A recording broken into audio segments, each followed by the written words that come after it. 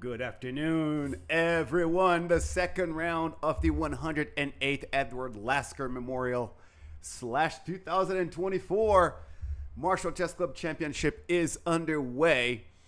And we're going to begin today's broadcast with what's going on in board number 2. For those of you not familiar with International Master Jay Bonin, this is an amazing veteran player. He's 70 years old, and he is playing the white pieces against Jurabek Komrakolov today. This could be the most interesting game of this round. Andrew Tang is playing board number 1 instead of Brendan Jacobson.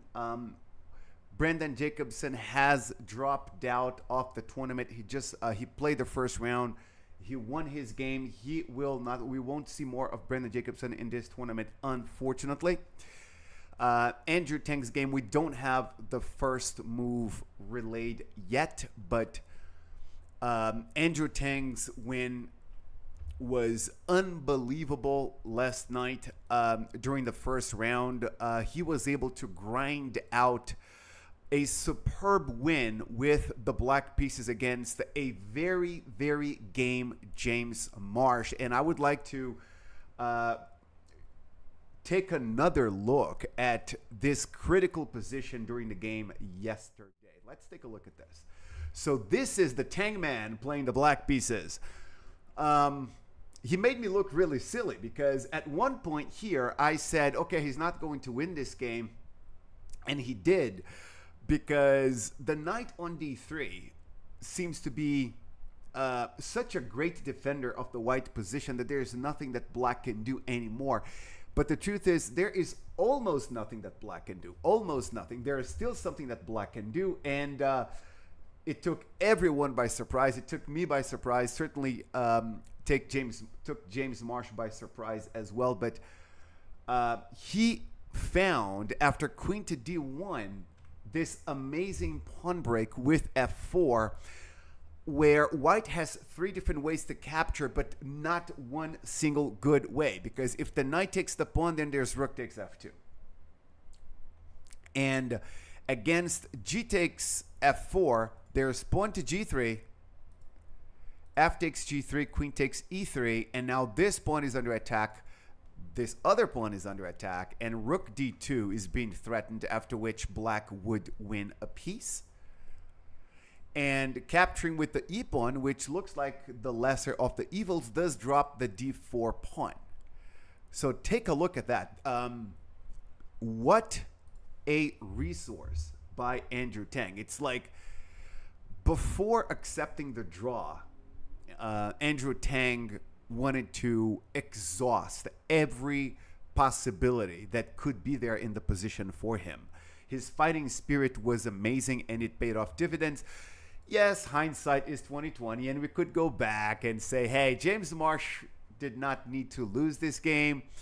He could have played the queen to c3, protecting the d4 pawn, and then f4 would not have worked because of e takes f4, and the d4 pawn is protected. That is all true, but they were in time trouble.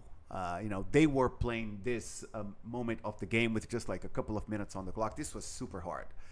I believe it's a lot more Andrew Tang's merit that, this ended the way that it ended, which was way more his own merit there.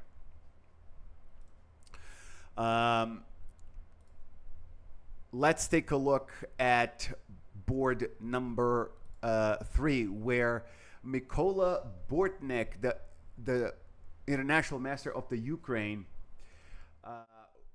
who is known for his amazing fighting spirit. That man likes to win chess games. It doesn't matter the color, it doesn't matter the opening, it doesn't matter the opponent. What he did yesterday, playing the Baltic defense to try to confuse his opponent, take his opponent out of book. The things is committed to doing in his pursuit of playing for a win with the black pieces, especially when he's playing black against lower rated players, it's really amazing. And Mykola Bortnik is playing white today against Eric Fleshman. And we have an Alpin variation of the Sicilian defense. E4, C5, C3. So in the Alpin, guys, black typically chooses between D5 or Knight F6. Those are the two main moves. D5 and Knight F6. Both of these moves are pretty good.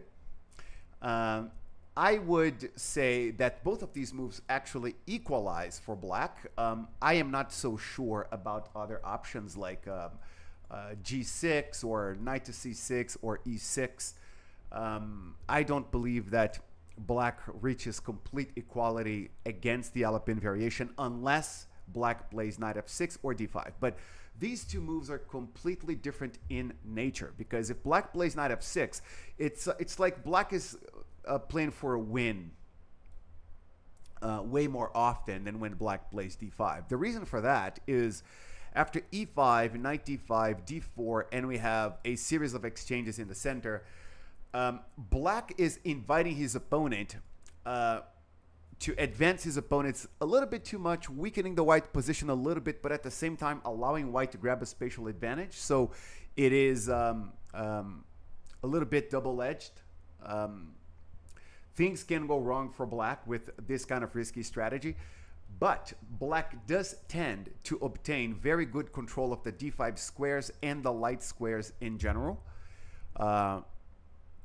which can be quite the factor in the middle game to allow black to create chances of playing for a win. I prefer to play knight f6 myself. I love playing the Sicilian defense, and I have never played d5, never. I have full respect for it. I have done extensive training with this move, mostly with the white pieces.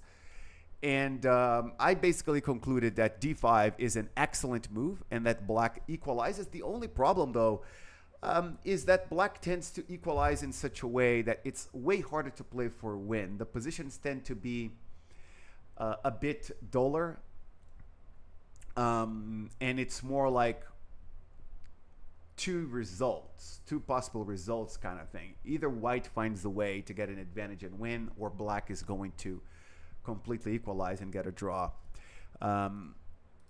Of course, that is not to say that black cannot win a game of chess just because he played d5 on move 2 here, but such is the nature of these positions normally. So after queen takes d5, pawn to d4, it's usually frowned upon for black to play c takes d4 very quickly here, because the queen on d5 will get a little bit exposed if that happens, because white will be able to play knight c3 very quickly. And so, of course, one could argue, isn't it worth it, though, doing that, because that gives white an isolated pawn on d4?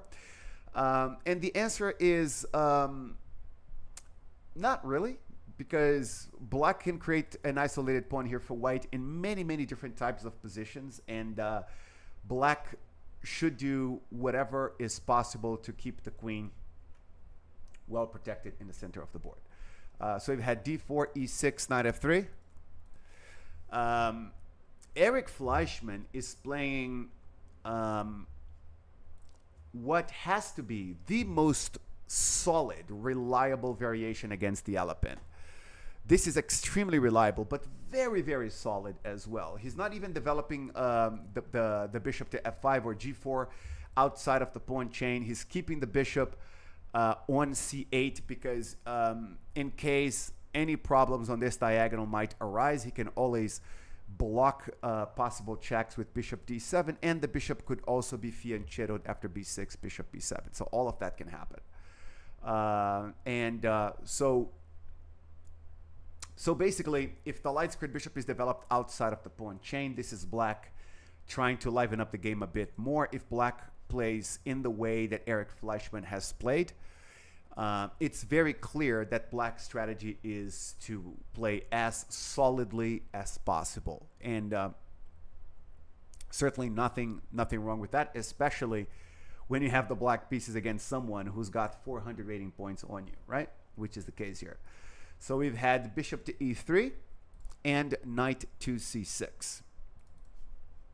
It looks like black is sacrificing a pawn now because d takes c5 is possible, but this is all book.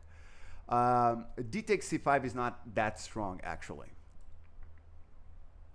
It wins a pawn for the moment being, but black is going to deprive his opponent of the ability to castle by playing queen takes d1 check, and after king takes d1 there's knight g4. So the bishop is under attack, and white has to deal with problems on f2 and against c5 as well. This is not a problematic position for black. White can try to be really stubborn and say, you can do whatever you want to my pawn structure as long as I'm up a pawn, But then black replies quickly here with a5, and there is pressure against b4 and c5 and e3 and f2, and black is doing okay here. So it's not the moment for white to go for material gains, and Mykola Bortnik knows better and develops the knight to a3 instead, and it did not even take him 1 minute to make this move. So this is definitely good old opening preparation.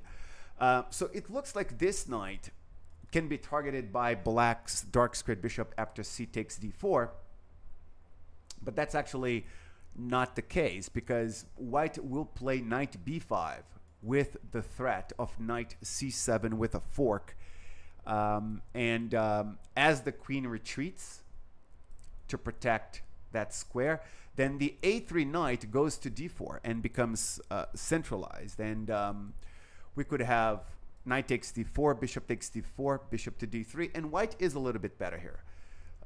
After castling kingside, positioning the rooks on the open files, these bishops are excellent, and the e5 square is very strong for this knight as well. White tends to get an initiative here based on the fact that he can deploy his pieces in optimal squares. And so instead of c takes d4, Fleshman goes for knight g4, attacking Bortnik's bishop on e3 here. And then it took Bortnik 3 minutes to reply with bishop to g5. And I have never seen this move before. I'm going to check on another window. I always have the opening book ready to go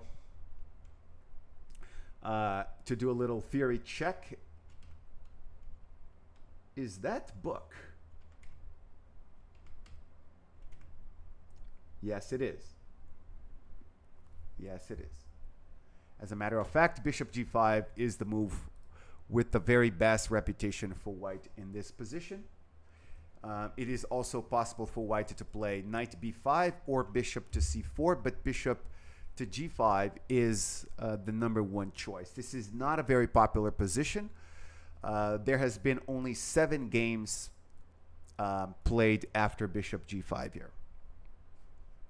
So he doesn't want to allow the knight to be traded for the bishop, and he's trying to make it a bit more challenging for black to develop the dark squared bishop as well. If black plays the bishop to e7, certainly Bortnik is going to play knight b5, threatening knight c7. But Eric Fleshman has not yet responded. Let's leave it as it is for the moment being.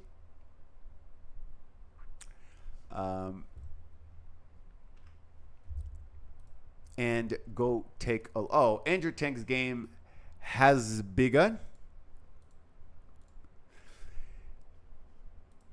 We have d4, knight f6, and knight to f3.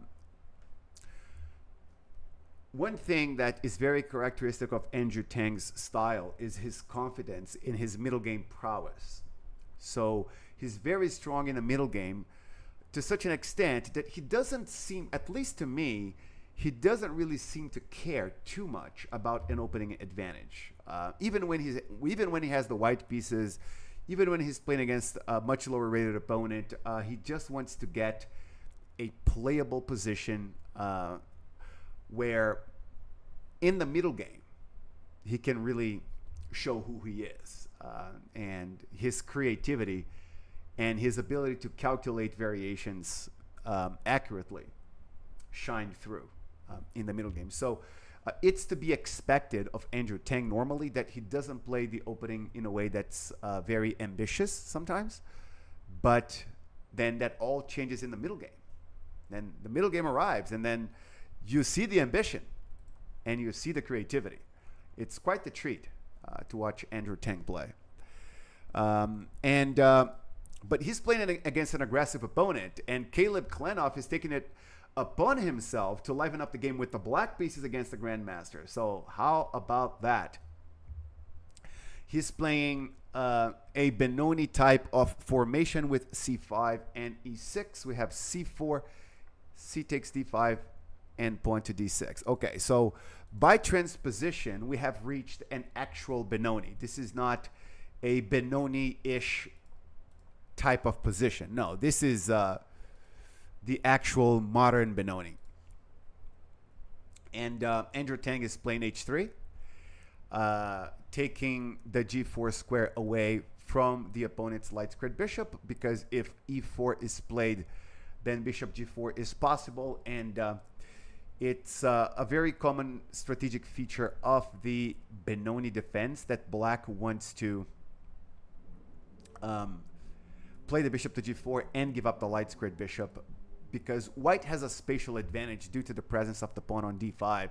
The pawn on d5 doesn't allow the knight to go to d6, the bishop to go to e6. Black can sometimes choke on space a little bit. So being able to play the bishop to g4 and trade the bishop for the knight is something that black normally wants to do. But we have h3, bishop to g7, and pawn to e4, kingside castling, and bishop to d3. So this is probably the most famous diagram in the entire Benoni. B5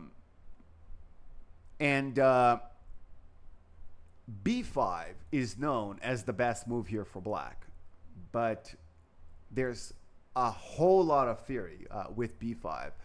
The reputation of this line is basically that unless black plays b5, he should be at least a little bit worse. But if black plays b5, black better be very well prepared, because it is completely playable for white to capture this pawn with either bishop or knight. Both are pretty good here. So it basically goes like this. I'm going to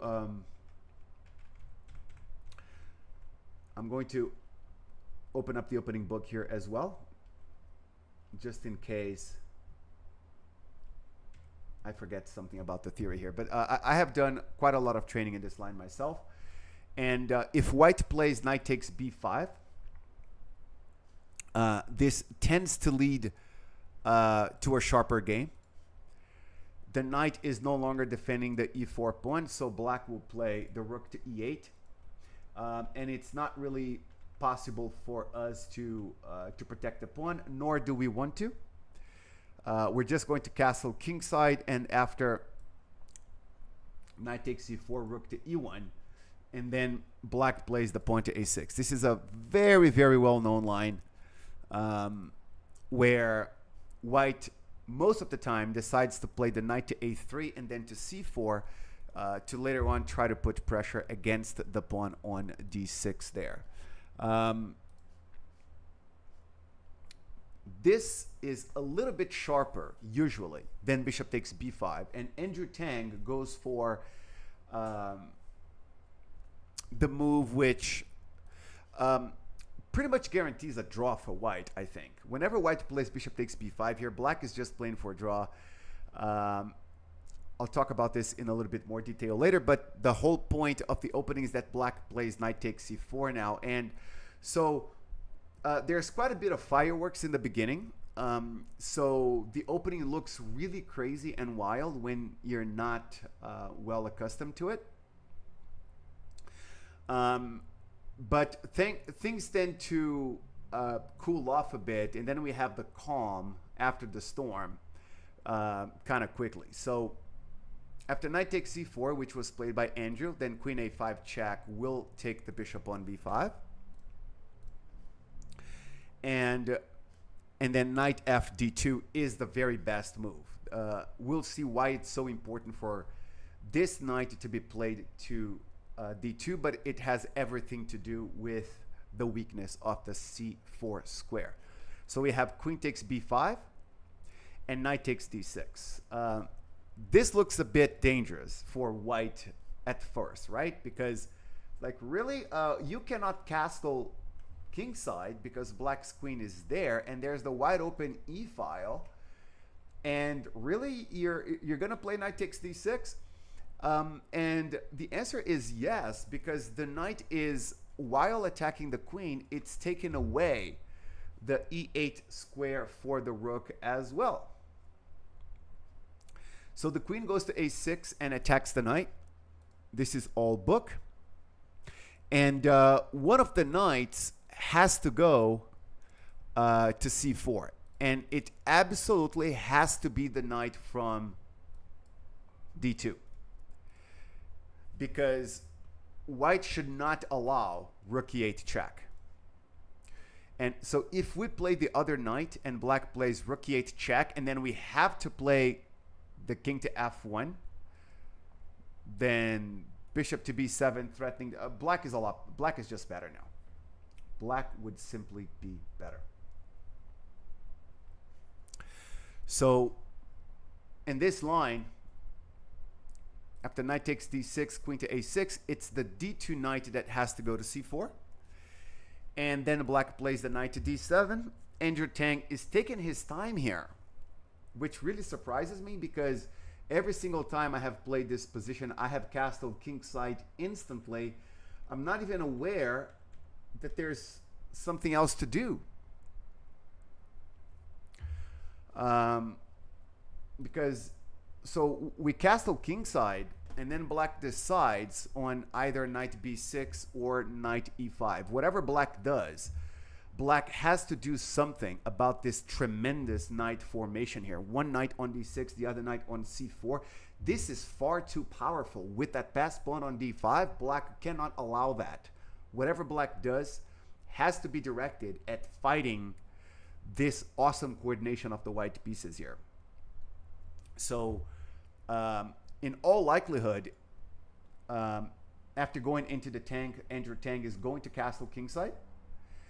And then his opponent will play knight b6 or knight e5. Knight b6 is a little bit more popular. Before we move on to the next game,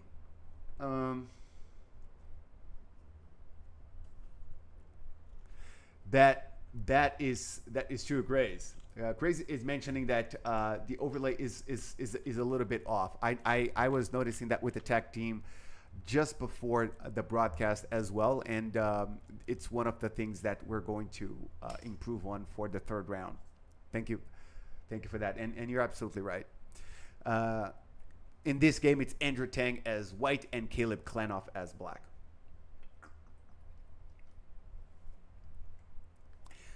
Well, you know you made it in the chess world when somebody asks, is this the Andrew Tang? Yes. That's the Penguin GM right there, playing the white pieces. That's the one playing live. Let's take a look at the game on board number 2, where the 70-year-old veteran international master Jay Bonin is playing white against Kamrakulov. So you've had knight to c3, pawn to d5, pawn to e4. I'm going to do something with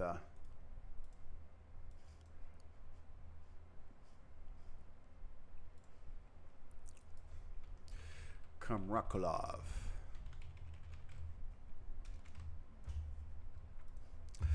We have c6 and queen to f3, attacking the d5 pawn. And black has replied with e5. This is a very aggressive way of playing the black side here. And it took Kamrakulov 3 minutes to make the decision to play e5. He was probably recalling his prep, just because this is not a very common opening line. I don't recall the last time I saw this variation myself. Let me see if e5 is considered to be the main response against queen f3 here. And the answer is no. It's actually quite offbeat. It's only option number 4 in the database. Most of the time, black goes for d takes c4, knight takes c4, and knight d7, followed by knight f6. And we could consider that the the basic approach in the Caro-Kann. And e5 is just a pawn sacrifice. Kamrakulov just demonstrating that he wants to play for a win. Just demonstrate that he wants to play for a win. Crazed WNI has subscribed to the Martial Chess Club channel. We thank you for that. We've had quite a few new subscribers yesterday as well. Slutty Tai Pai, File to Gefilte Fish, Cormac Bear, Jackie 34382, Greedy Run Grace, Kind Pawn, Lechieri Mendonça, Curly Queen, Dunnick CAA, Aaron Gibbs, Midnight Zero. Thank you for everyone for subscribing. At the E takes D5, Knight F6, D takes C6, and Knight takes C6. So Bishop to B5 and Bishop to D7. So why is Kamrakulov sacrificing this pawn, and is it worthwhile? Well, I see why, but whether it is completely correct, I don't know. It's the first time I've seen this pawn sacrifice in my life. But he wants to play knight d4 here, attack the queen, attack the pawn on c2, and take the initiative based on fast development. The presence of the pawn on e5 is very strong, and he's trying to find a way to punish his opponent for developing the queen too early. So we've had bishop b5, bishop d7, bishop takes c6, and bishop takes c6. So Jay Bonin does not want this knight to go to d4, and he makes sure to capture on c6, even though it's unprovoked. Bishop takes c6 is not completely necessary. White could certainly have chosen to just develop the knight to e2 there. But we did have bishop takes c6, bishop takes c6, and queen to g3. The pawn on e5 is being attacked, and black has replied with a very, very aggressive move. Bishop d. Oh, this is very good. This is good. This is good for black. Yeah, because the pawn on g7, I just realized that it cannot be captured at all because the queen is not trapped. But after queen h6, black can play bishop takes g2 here and just pick up the rook, and this is the end of white. So if black can get away with playing bishop d6 and queen takes g7 is a bad idea, then certainly the opening has been a success for black, and black has complete compensation for the pawn here. Usually when a younger player plays against a veteran, it's a very common strategy to try to make the game sharper, to force the veteran player to calculate variations instead of just utilizing his knowledge and experience. And as opening strategies go, this seems to be quite a success for Kamrakulov, just in the sense that Jay Bonin is going to have to do quite a bit of work here to demonstrate that his position is sound, that the queen is not exposed, that black's bishop pair can be somehow be offset by certain advantages that white can also have. And Kamrakulov seems to be dead set on playing as aggressively as possible, and then he goes for h5. The Alpha Zero special. What should I do in this position? Whenever you don't know what to do in chess nowadays, well, you can play a4, h4 as white, a5, h5 as black. And a lot of the time it's going to work. When it doesn't, you're going to look really cool. Like, oh, I lost, but did you see my h5 early on in the opening? Yeah, that's me. That's how I play the game. And Jay Bonin has played h3. Komrakolov's position looks great.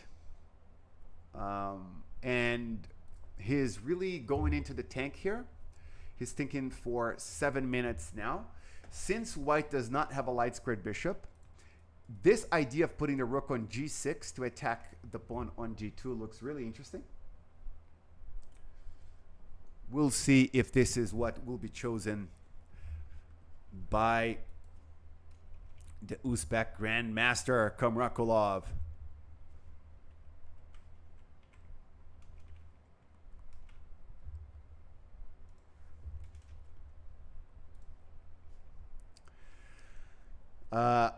Let's take a look at board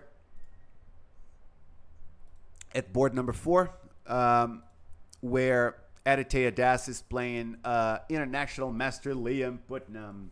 It must feel good for Liam to see the I am next to his name. He was a FIDE master until earlier this year, and he has very deservingly won the international master title. And I really had the privilege of calling the final game that gave him the third and final norm and ultimately the international master title. And it was an impressive positional grind / domination against the Grandmaster. So he's ready. He's ready for the big leagues. And he's quite the Caro-Kann player, loves to play the Caro-Kann. And if Liam Putnam has the black pieces, white plays e4, we're going to have a Caro-Kann, and a very well played Caro-Kann by black. So Aditya Das decides to play bishop d3 early here. This move is not seen a lot nowadays. It's considered to be old. It's considered to be like 100 years ago old. That doesn't mean it's bad, of course. It's just that 100 years ago, when the Caro-Kann was not popular, it was very common for white to just play bishop d3, let's trade the bishops. But nowadays, most aggressive approaches by white, they attempt to prove to the opponent that the f5 bishop is a bit exposed. So there are ideas like h4 or g4.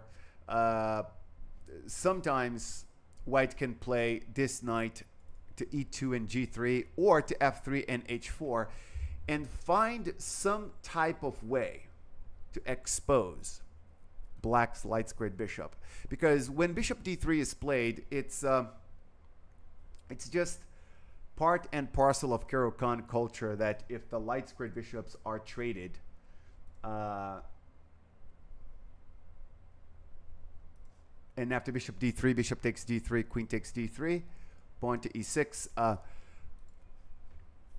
All of my chess students who play the Caro-Kann, I always make sure to tell them, listen, trading the light squared bishop is almost never a bad deal for black. There are certain instances where it's favorable for black to trade the light squared bishops. There are other instances where it's at least an even-steven trade. This is certainly one of those positions where black is extremely comfortable. And Liam Putnam, something that's very characteristic of his play is that he's very confident with his endgame prowess. So he wants to trade the queens. Queen a5 check means that black is going to play the queen to a6 and look to trade the queens there.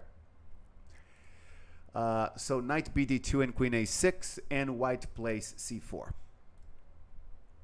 Okay. So candidate master Aditya Das is not interested in trading the queens. He's letting Liam Putnam know that he wants to play a middle game, not an end game. And if white succeeds in his middle game strategy, it can happen sometimes that black's queen is can get quite misplaced on a6, while the white queen can have so much more freedom of movement that this can become problematic for black. But it's way too early to establish that this is going to be the case. Liam Putnam goes for the promised land of any knight in the Caro-Kann. Hey, can I have the f5 square? Yes, it's available. It's available. Uh, and so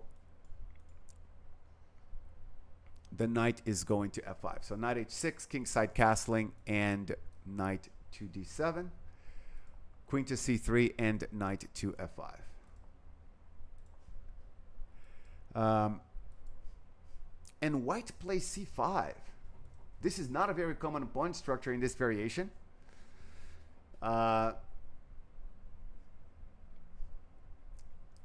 Aditya Das is very clear.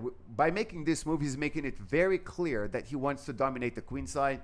He wants to play a4 and b4 and leave the black queen without any possible moves, while being able to find pawn breaks on b4 and b5 later on there. So bishop to e7 and pawn to a4. So this is what's going on.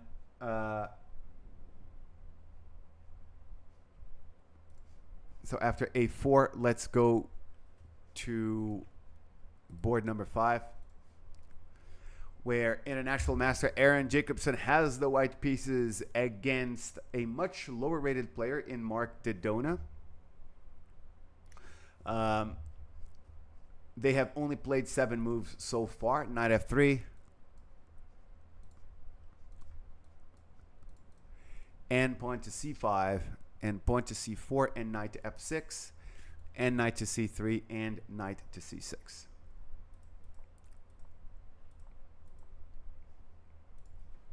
So the main moves for white here are either g3 to fianchetto the light squared bishop, or d4 to open up the center. But there are other possible ways to handle this position, and Aaron Jacobson has chosen an older approach in e3. It's so nice to see that nowadays how the older approaches, moves and ideas that used to be played by like the Soviet world champions of the 1960s, you know, how these ideas are being utilized way more common today. Viktor Korchnoi once said that everything that is well forgotten in chess is as good as new. And black has replied with d5, c takes d5, knight takes d5.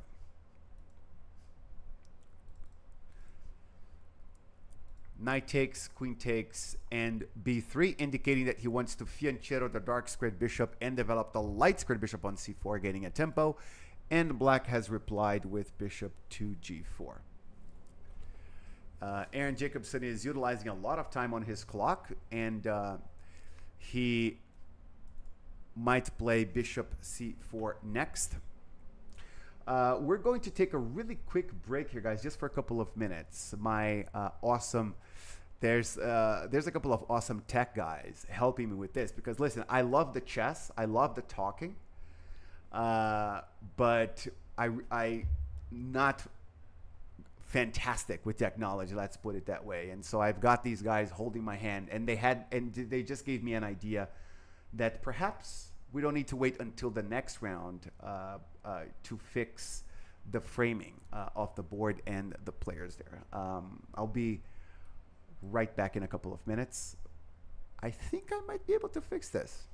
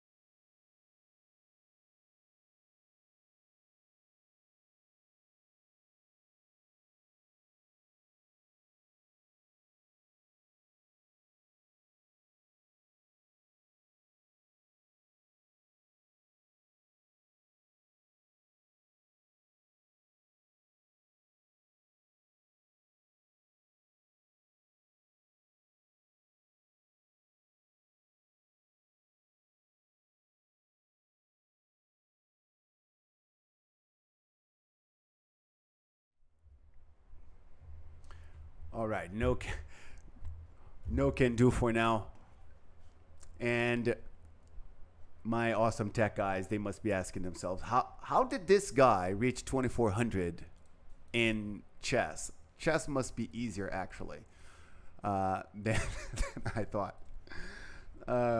Let's take a look at board number 6. We will try to keep up with 8 games at once because we would like to do interviews with the players of 8 different boards as the games end. And so let's do our best to keep up. This is now board. We looked at 5 games so far. This is now board number 6, where Thomas Nuff, rated 1877, is playing white against FIDE Master Leif Pressman, rated 2226. And we have an Italian opening with C3, Knight F6, and pawn to D3. A5 and Knight BD2. I must admit that I've never really liked the Italian opening very much. You know, it's one of those things where, I mean, I don't mind it either way, but it's just not my cup of tea. It's just because when white plays e4, and whenever I do play e4 as white myself, I usually prefer the approach of attacking, basically, and play more aggressively. It's not that the Italian opening is passive. That's not true in any way, shape, or form. It's just that it's very maneuvering. It's almost like you're playing queen spawn while playing king spawn. You're playing d4 while playing e4.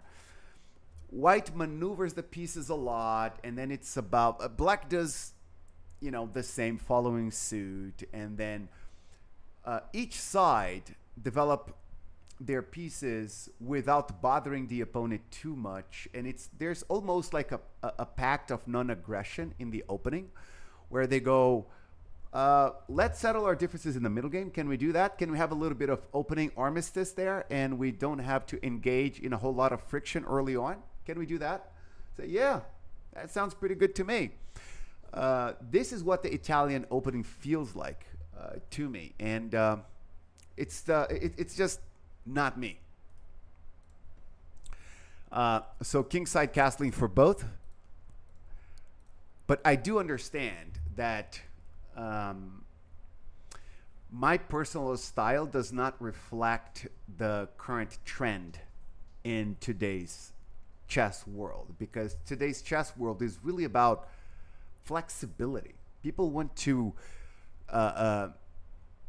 come up with flexible positions with lots of different ways to be able to outsmart the opponent in the middle game, and you know, this type of trend goes hand in hand with the Italian opening and its inherent flexibility.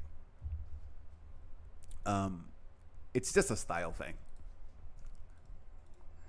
Rook to e1, bishop to e6. Knight to f1, bishop takes b3. Queen takes b3, attacking the b7 pawn, and then queen to d7. The pawn cannot be captured because the queen would instantly be lost after rook fb8. And white's reply to that then was just bishop to e3, and there you have it. That's the Italian opening for you. It's so equal. This is so equal. And yet, it's so far from drawn. This is move 12, and the game is still extremely well behaved and polite. I'm going to go out on a limb here and say that this game is going to get super interesting and sharp between move 25 and 30.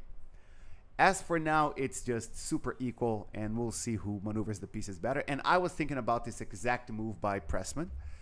A4, attacking the queen, since white did not play a4 himself. Queen takes b7 over this.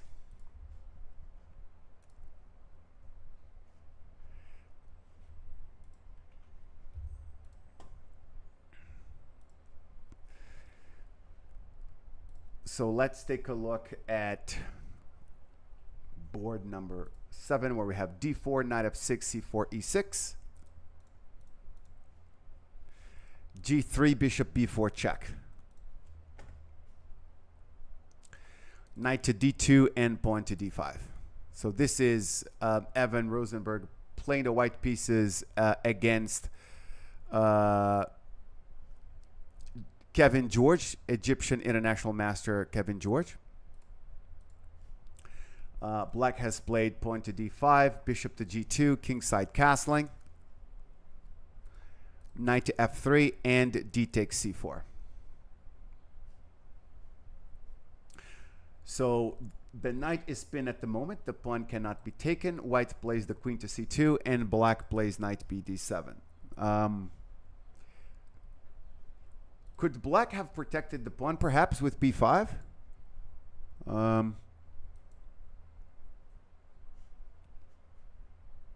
Because this diagonal is wide open, but a move like knight e5, and then after knight d5, and this is still okay for black. But white's probably going to play a4 here. And white should have a pretty decent initiative in this position.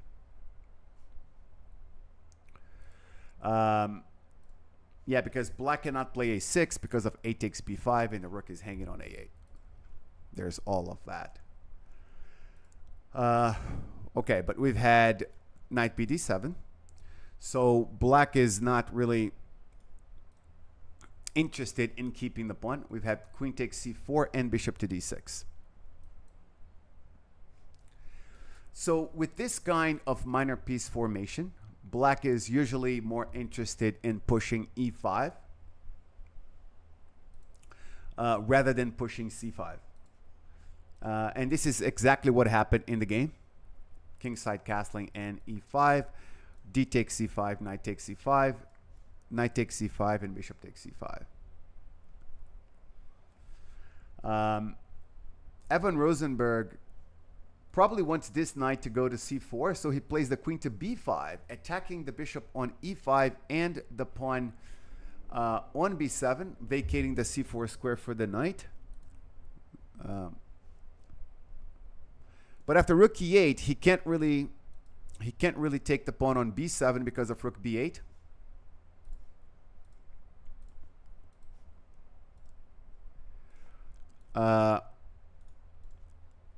But knight c4 instead was played. That's a second attacker against the bishop. c6 gains a tempo against the queen. The queen goes back to b3, and black plays the bishop to c7. Queen to c2, queen to e7 threatens the e2 pawn, and white replies with knight e3. This is the current position that we have on the Evan Rosenberg game, playing the white pieces against the teenage Egyptian international master Kevin George.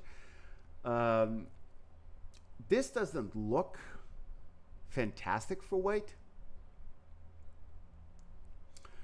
The e3 knight is a bit clumsy.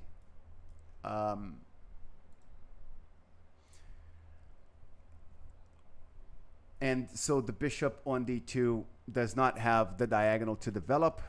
If this knight ever moves, the pawn on e2 hangs. There are zero weaknesses in black's position. Black is certainly fine. The question is black already a little bit better? Might it be the case that black is already a little bit better? It could be.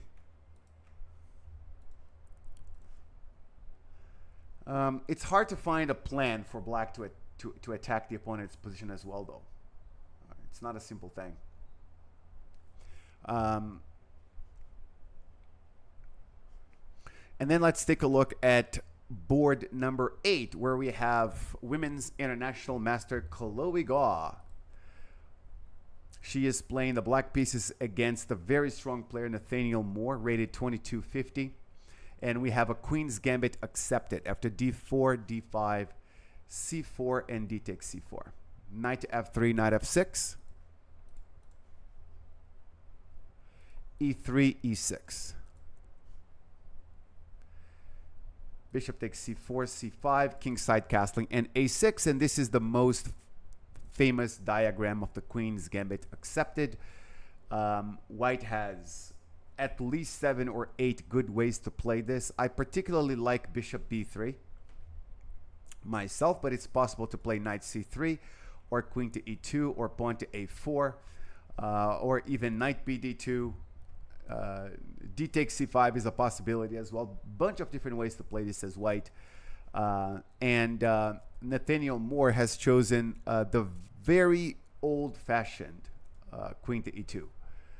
Black plays b5, bishop d3, and bishop b7. One of the reasons I like the bishop b3 line is that since my opponent is indicating that b5 is going to be played, attacking my bishop, I like to move the bishop to b3 as a prophylactic measure, and then against b5 I can play a4. But so we've had queen to e2, pawn to b5, bishop to d3, and bishop to b7, a4 and b4, knight bd2, and bishop e7, rook to d1 and kingside castling. And finally, white plays the pawn to e4, which is usually a good idea in these positions, because even though this pawn is going to be captured for the moment being, the fact that this diagonal is open for the dark squared bishop and this pawn can advance itself to e5, these are elements that favor white in this position and tends to give white plenty of compensation for the sacrificed pawn. e5 has been played, and black needs to decide on whether this knight should go to d5 or d7. And most of the time, d7 is the better square to go to compared to d5. The reason for that is that whenever the knight goes to d5 here, it blocks the opponent's, it blocks black's own light squared bishop, and then queen to e4 becomes a possibility there, threatening a checkmate. And one g6 protects black's position for the moment being, and then we have ideas like queen to g4, and then white can proceed with h4, h5, and this knight can go to e4, and this bishop can go to h6, and white tends to be able to come up with very strong attacking ideas on the king side in these types of situations. But knight fd7 keeps the e4 square under control by this bishop, so queen e4 is not possible. So that seems to be a completely correct decision by Chloe. And then knight e4. Knight to c6 attacks the e5 pawn twice. Bishop f4 defends it, and black plays g6 now. So black is up a pawn, but that does not mean black is better. Usually that's not the case. White's position is very strong. The compensation is excellent for the pawn. There's pressure against the a6 pawn. There's pressure against the d4 pawn. There's the open c file. And this dark squared bishop can be a very strong piece, and this knight can be very strong as well.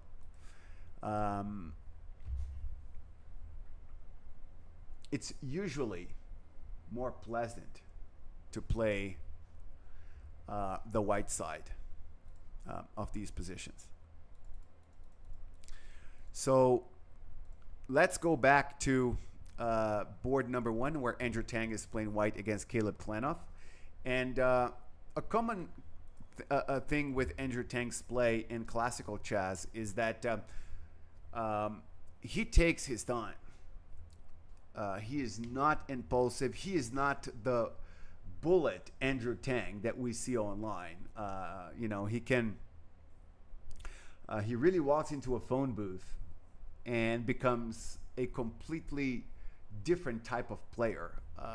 Whenever he's playing classical chess, he's the one who tends to be in time trouble. He's the one who tends to play very patiently and grind out the opponent. And, you know, good on him that he's able to do that, because many bullet players can't. Many bullet specialists, they end up paying the price of becoming a little bit impulsive, and that can affect the quality and depth of your game, and that's usually not the case. Actually, that's pretty much never the case with Andrew Tang. So we've had kingside castling and knight to e5. I mentioned that kingside castling is the main move here, but it took Andrew Tang 11 minutes to make this decision, and Caleb played knight to e5.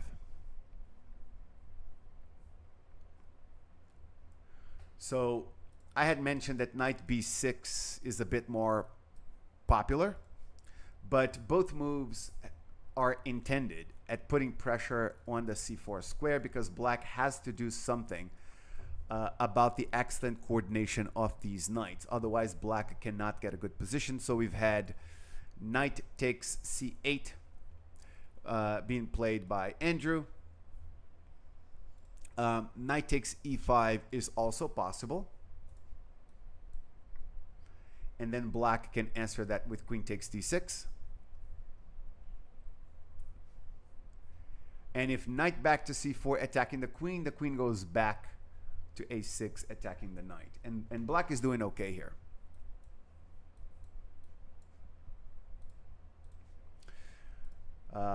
Instead, we've had knight takes c8, and the a8 rook takes on c8 as well. It's Andrew Tang's turn, and this is still book, and he has already used up over 45 minutes on his clock. Caleb Klenoff has a huge advantage on the clock. So, yes, knight takes e5 has just been played, and this is the main move according to theory. Caleb is going to recapture the knight any moment here. And so it is up to white to demonstrate that his extra pawn is sound when black has very, very good counterplay here. It's usually the case that, you know, this pawn on d5 is a target, and the pawn on b2, the entire b file is a problem as well. And it's quite a challenge for white to demonstrate that the extra pawn is going to lead to a win, even though it's also pretty easy to get a draw with the white pieces here. Certainly this is not what Andrew Tang is looking for, but the good thing about playing this variation is that normally either black finds enough compensation to regain the pawn and get a draw, or white wins. It's extremely rare that white loses a game in this variation.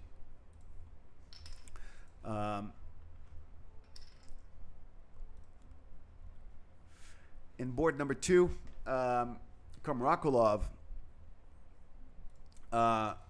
indeed played rook h6. I was mentioning that.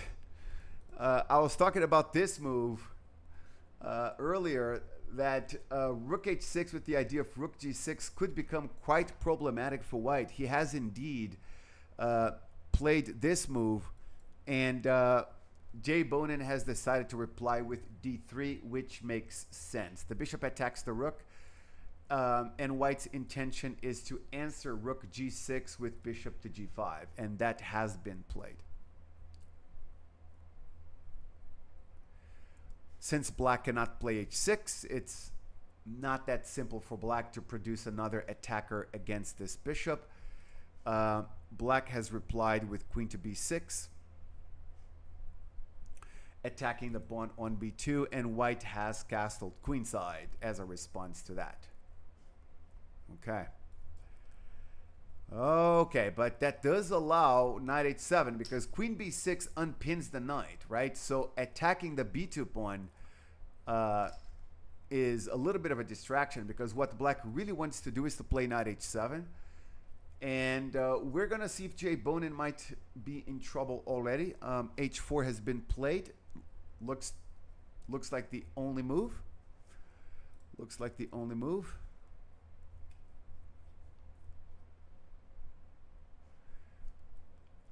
But then Kamrakulov decided to play the queen to c7 instead of f6. Okay, I'm just slightly puzzled by this. Is this wrong?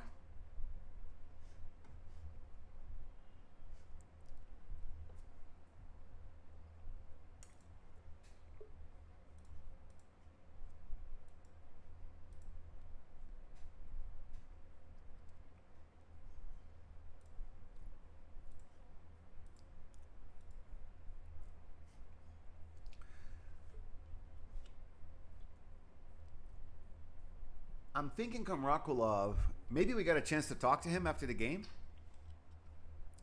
It might be because of bishop e3 that he didn't play f6. It might be because of this.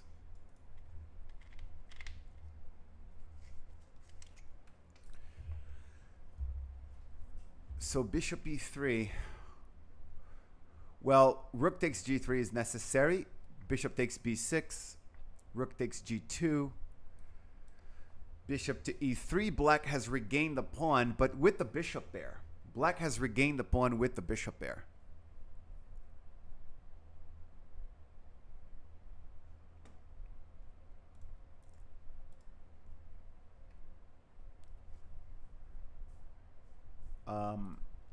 This honestly feels good for black.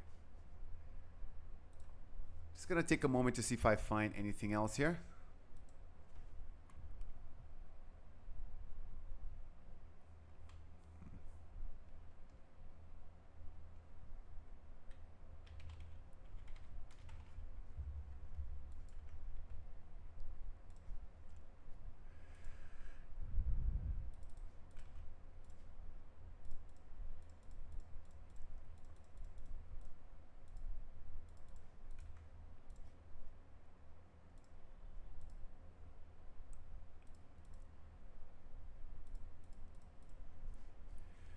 And Jay Bonin has replied with queen to h3. So, of course, white wants to deal with this spin as quickly as possible. And since the queen can go to f5 now, if black plays f6, then Jay Bonin can play the queen here to f5, attacking the rook. And this is awkward for black. This is really awkward for black. So Kamrakulov might have missed a pretty good chance here on move 14. We'll see how this develops later on. But this is what we have over the board right now. Queen to h3.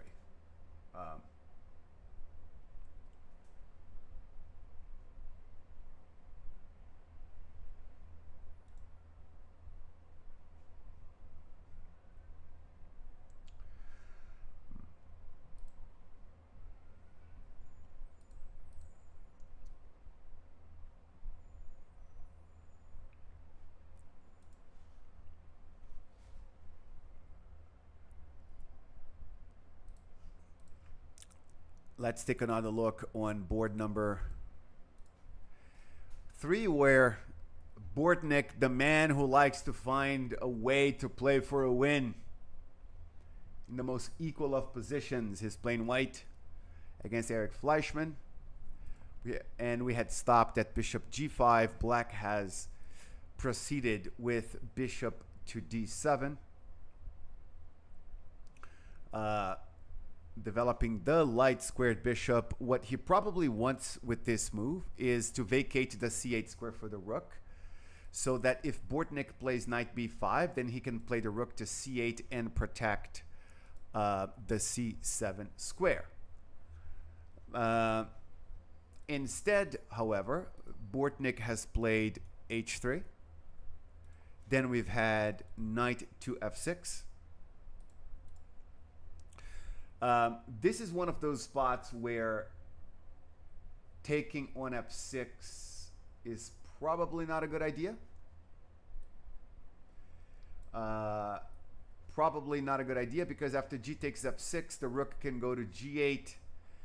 And yeah, the centralized queen, a rook on g8, and the bishop there. And this should be really good for black. This should be pretty decent for black. This should be better for black. So h3, knight to f6, bishop to c4.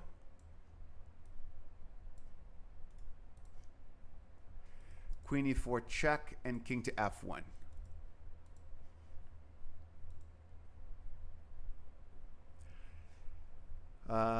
Bortnik being Bortnik, finding ways to complicate the game. King f1 is not necessary. He just likes to do it. Hey, Bortnik, why not retreat one of the bishops? I wouldn't have as much fun as I would have playing the king to f1.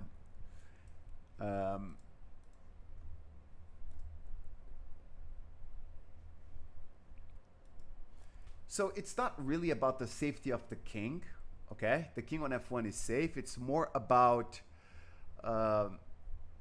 activating the h1 rook. How's this rook going to get active? So we've had c takes d4. And then black's bishop is ready to capture on a3. And white replies with knight b5. So knight c7 is being threatened, and black plays rook to c8, which should be pretty much the only move here.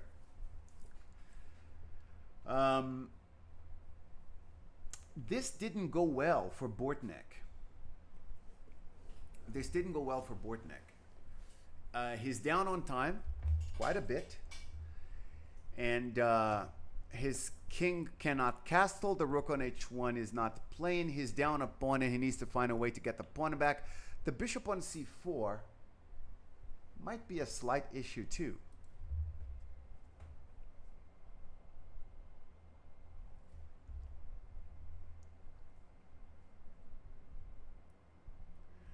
So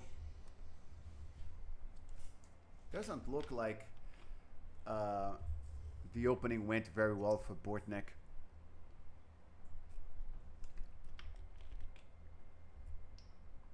But then again, it didn't go very well yesterday either, and he found a way.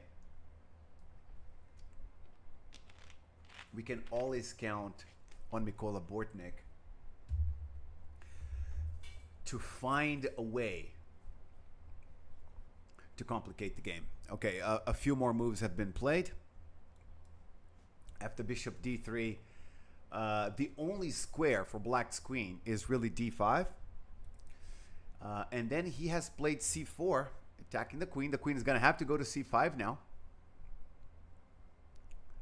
There's no other square. Yes.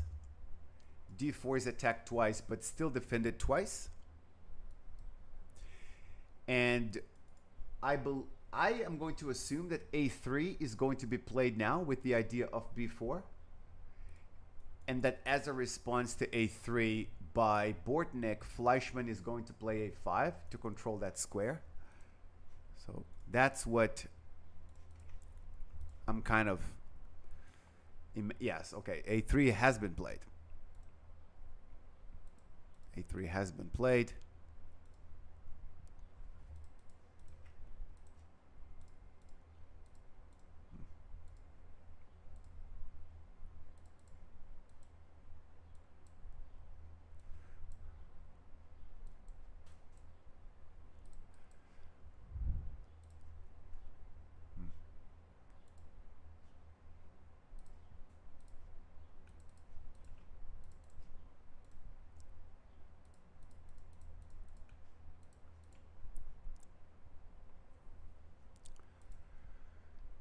it's hard to imagine black playing anything else. I don't know if black can make do without a5 here. b4 is very annoying.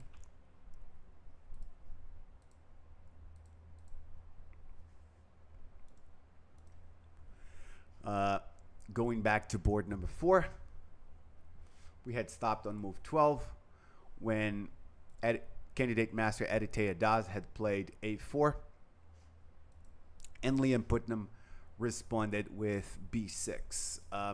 Makes every sense in the world to play b6 here. Liam Putnam is challenging the c5 pawn while also giving the black queen a route back to safety. And white has responded with a move that is equally logic. b4, b takes c5. And now one of those decisions with which of the two pawns? With which of the two pawns to take here?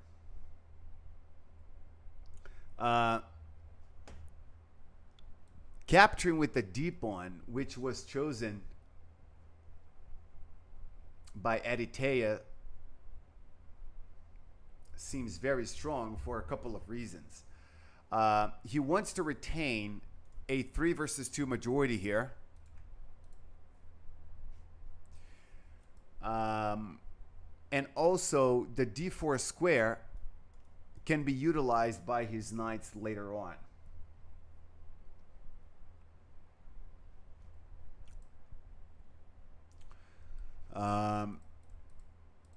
So b4, b takes c5, d takes c5, kingside castling. Very good, actually. Now that I look at it a little bit more deeply, because if b takes, then it's all about the b file, and black can quickly play the rook to b8. Black does not seem to have the slightest problem here. But with d takes c5, white seems to have better prospects. So kingside castling and knight b3, rook to b8, and bishop to b2.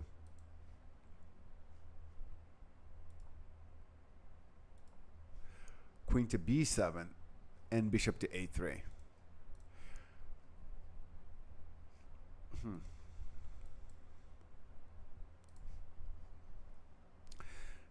It took Aditya Das 2 moves to play the bishop to a3, because if he plays the bishop to a3 now,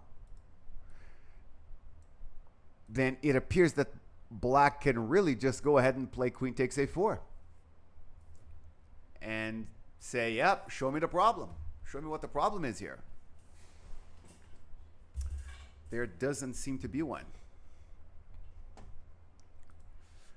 With bishop b2, queen to b7 attacking the pawn, then bishop to a3. Queen to c4 is interesting too.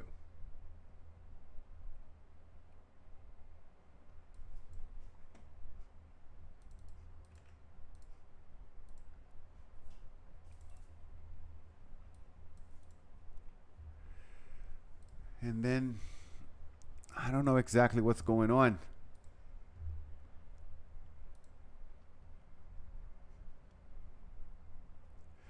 Maybe not. Maybe not. Queen takes c4, d takes c4, knight a5. I thought this would be good for black because of rook takes b4 attacking the bishop. But then there's bishop c3. This doesn't look good for black. Attacks the rook, and then there's knight takes c6, and then there's the bishop on e7.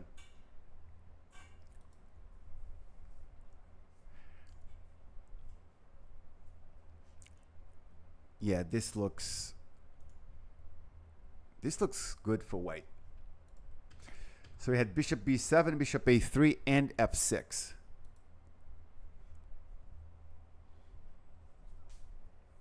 So this is how Liam is trying to punish his opponent for the decision to capture with the d pawn, because one of the few advantages of capturing with the b pawn is that there's a tremendously strong central formation where if black plays f6,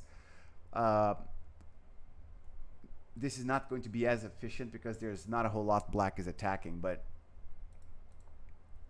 then playing f6 in this position, white does not have the d4 pawn to protect e5. Yeah, this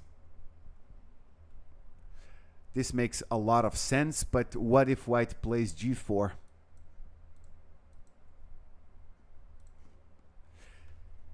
So my whole thinking is I want a knight on d4 attacking c6 and e6. So if I play g4 now and this knight has to go to h6, then I can play knight a5, queen to c7, and knight to d4. So there are 3 attackers against this pawn, but it doesn't matter because I'm attacking e6 there. And if queen takes e5, that picks up the central pawn, attacks the knight, protects e6, but now there is rook to e1 attacking the queen. And okay, this should be lost for black. This, with the weaknesses of e6 and c6, this should be lost for black. But white has not responded to f6. Sometimes, you know, in these types of Caro-Kann formations, also in the French defense, it is possible to answer g4 with f takes e5, g takes f5, rook takes f5. So this is a piece sacrifice for 2 pawns, but what a pawn center this becomes. If e5 is well protected, and if white cannot play his knights to d4, and those are big ifs, that usually means black has fantastic compensation for the piece here. Black can double up the rooks and attack f3. Black can play bishop f6 followed by e4 and attack this diagonal.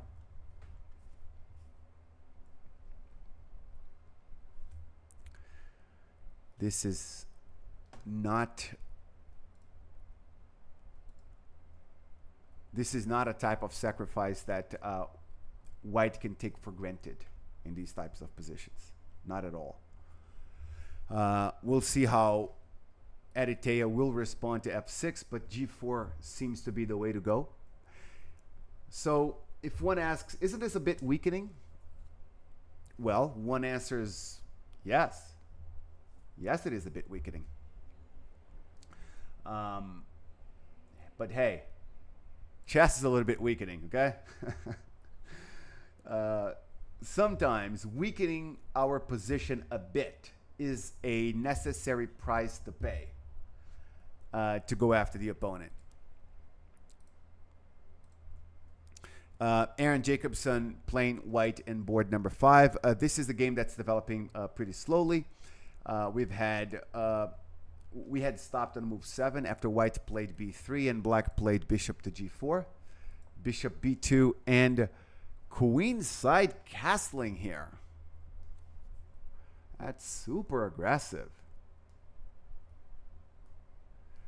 Mark Dodona going for it, huh? Wow, okay. So bishop to c4, queen to h5.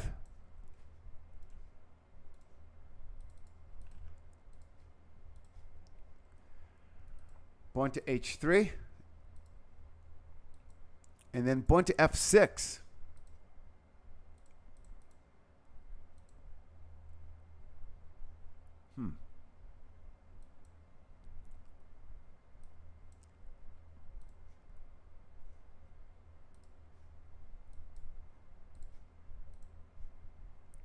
Okay. So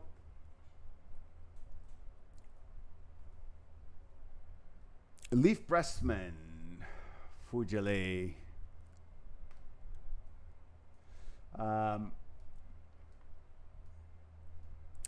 Leaf Pressman is playing board number 6 with the white pieces. Let's go there. I just want to make a comment here that I like Aaron Jacobson's endgame plan. He wanted to induce bishop takes f3, queen takes f3, queen takes, pawn takes, then the f7 pawn is under attack. Black plays e6, and then white plays rook to g1, and that pawn is under attack. g6 is, though good, drops the rook. f6 drops the e6 pawn, so black should play the rook to g8, but yeah, the bishop pair is kind of strong in these types of positions, and white should be a bit better. Let's take a look at Leif Pressman's game. One of the top 8 boards. He's playing black against Thomas Nuff. I mentioned on move 12 when Pressman had played a4 that the position is dead equal, and that is very commonplace in the Italian. Queen to c2, bishop takes e3, knight takes c3, and knight to g4.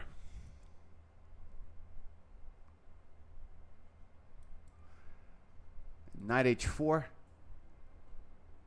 knight takes c3, rook takes c3.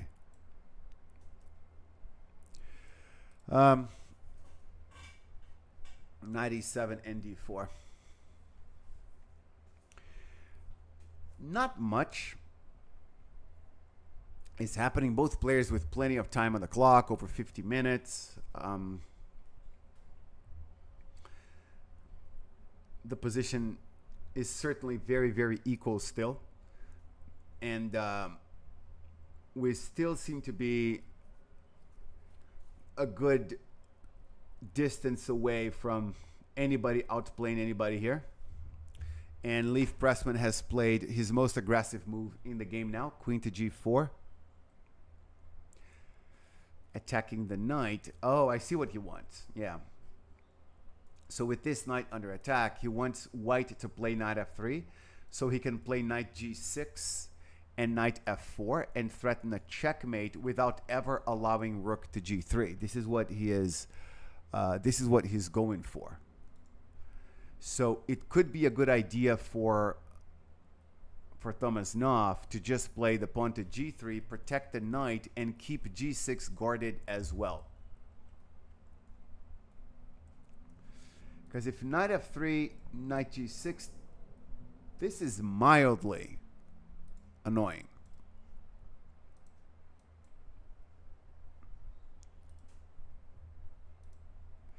For example, g3 doesn't really stop knight f4.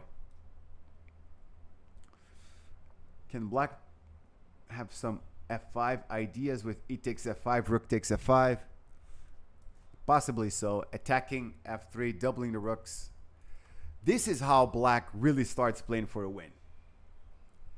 If something like this happens, then Leif Pressman is really playing for a win. So far, we just have an equal position where, you know, player with the black piece is really going for it.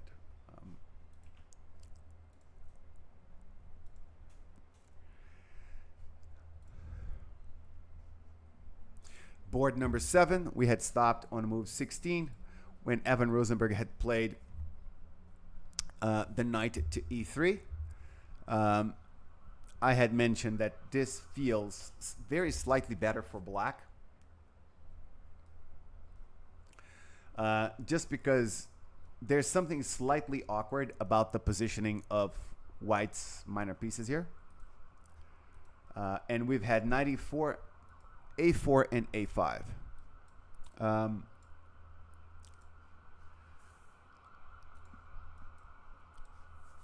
So when white plays a4,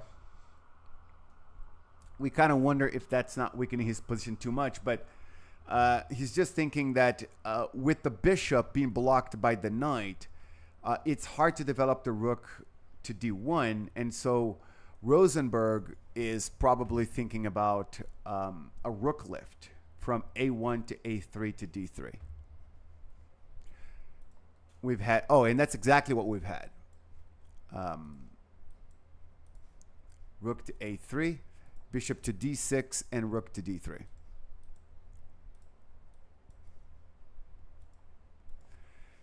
Knight c5 and rook to d4.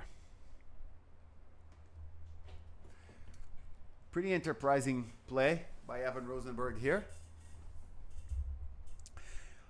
He has weakened his queen side a bit, and this pawn structure can be a bit weak in the long run. But overall seems to have been a good decision because the rook on a1 is simply no good. And this is quite the maneuver to activate a rook that would otherwise just remain out of the game. We're going to head into a quick 10-minute break. But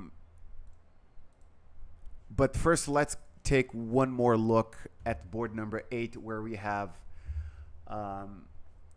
the WIM, the Women's International Master Chloe Goff, playing the black pieces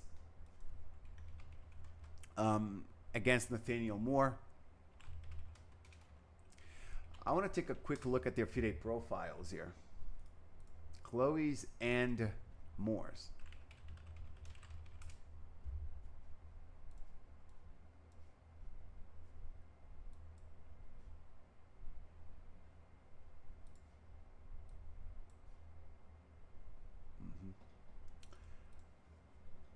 So Nathaniel Moore is 21 years old, and Women's International Master Chloe Goff is 5 years. He's junior. She is 16 years old. I mentioned that despite the fact that Chloe was up a pawn here, this is a position that's easier to play as white. It's more pleasant to play as white. White has very good prospects and chances to play for an initiative, and black needs to be on her toes here because of the attacking perspectives that white can have on the king side with all 4 minor pieces pointed in that direction. So after g6, we've had h4. Knight to c5, knight takes c5, bishop takes c5, and knight to g5.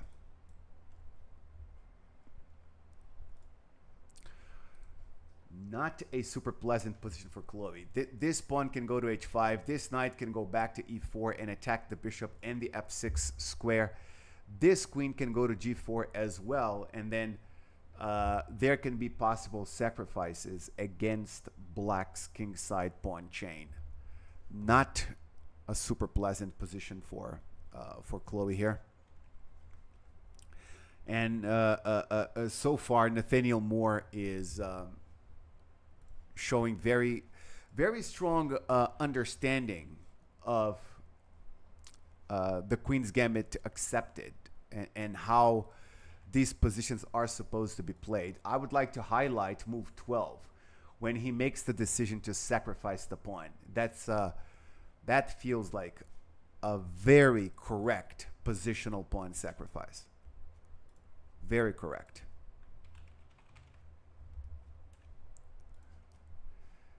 C takes d4, e5, knight fd7, and knight e4. I would just like to see if I can find something that can be an improvement to Chloe's play.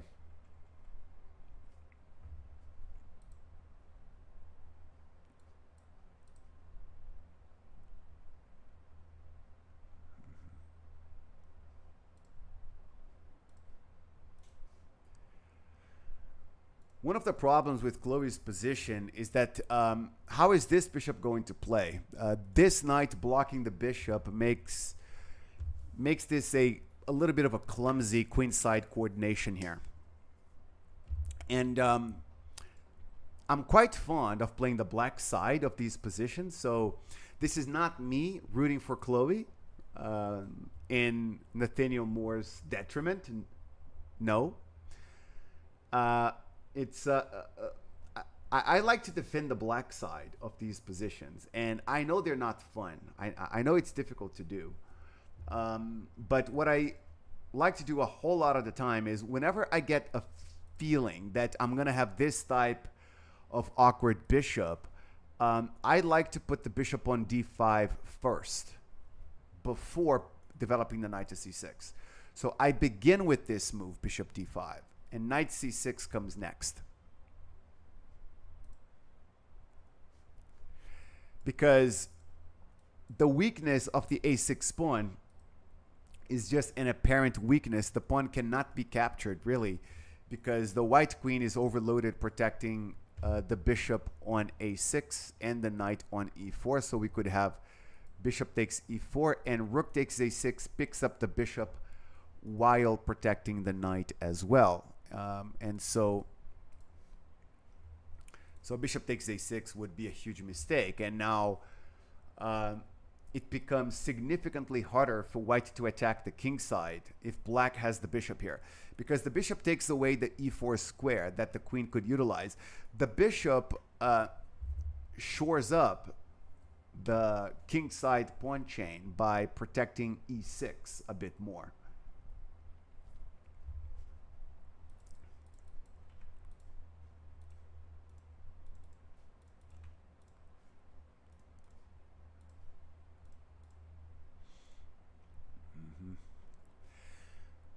But I'm going to say this, guys. This diagram right here is no fun to play as black in tournament play, like in classical chess. Because it's like, what's white threatening? Nothing. Okay, so black is doing well, right? Not really. The fact that white is not threatening anything does not automatically mean that black has a whole lot to do either. And this is an easier position to play as white, way easier. And this is the current position that we have. And Chloe is down on the clock as well, a little bit, a little over 10 minutes. And so she is being tested with resourcefulness, with defensive skill, with the ability to find counterplay, exact calculation, all of that. She has played bishop to e7. That makes sense. The bishop is hanging here. Rook ac1 is always gaining a tempo. This bishop belongs here. It's not really about attacking the knight. It's about the protection of the f6 square. We don't want this to happen. The bishop is already protecting that square, and white also needs to decide if he wants to sacrifice the h4 pawn by moving the knight to e4. All right, so a couple of hours have gone by for this round. We will be back in a quick 10 minutes, and then we're going to have the second half, let's say, of the second round, where the games are going to come to an end progressively. It's awesome to see the fighting spirit in all the first 8 boards. Not a single game has ended so far, and we're going to have a whole lot of action. And Andrew Tang is getting in time trouble here. Only 19 minutes against 1 hour and 12 minutes for Caleb. This is too much of a clock advantage, even for a fantastic blitz player like himself. As we head into the break, this is the board that we will have running. Rook e1, rook f e8. Let me just confirm one more thing. I believe this might still be book. The very position we still have, I'm pretty positive that this is theory, and that the evaluation is that of equality.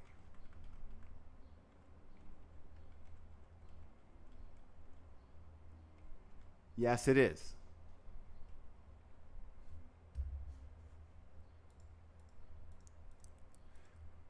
This is still book.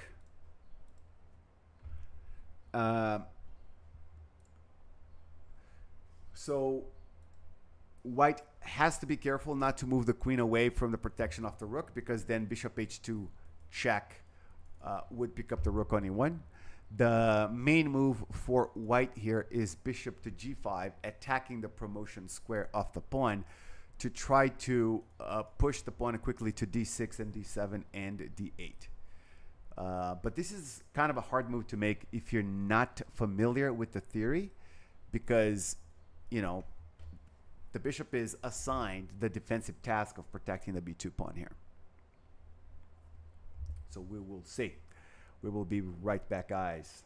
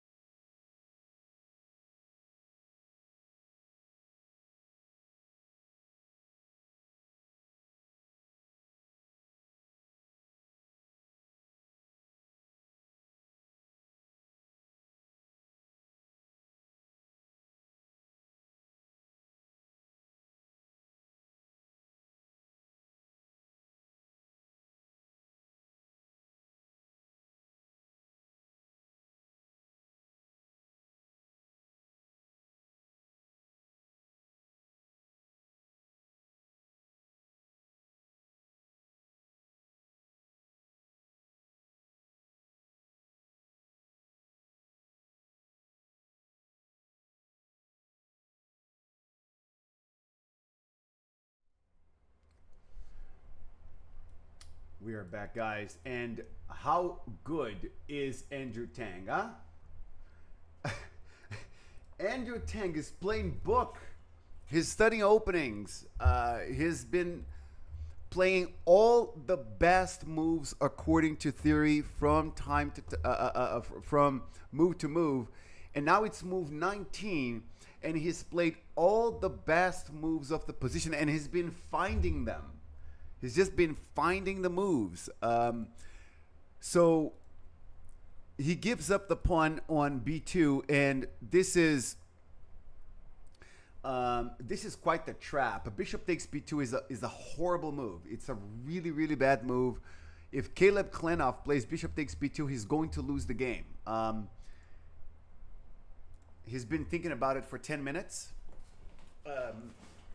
He's probably not going to do it. He's probably not going to do it because this is kind of a standard thing in these Benoni positions. So it goes like this. Bishop takes b2 allows white to trade the rooks and then play d6.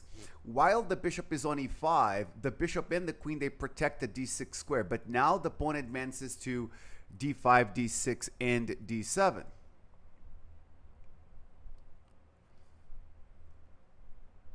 And this is so lost.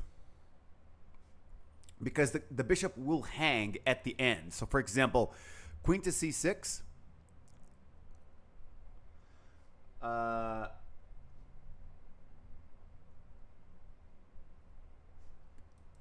And then takes, and queen, and then queen takes a1.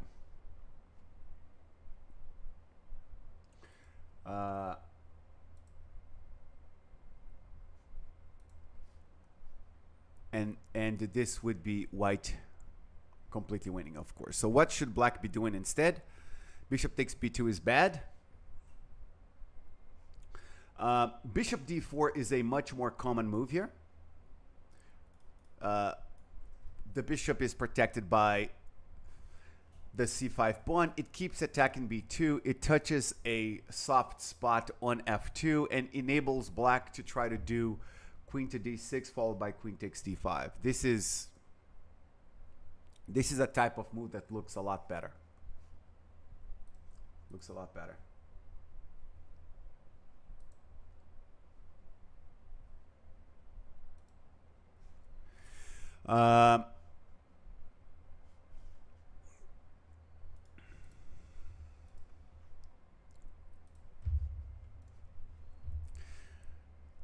All the top 8 boards, fighting game after fighting game after fighting game.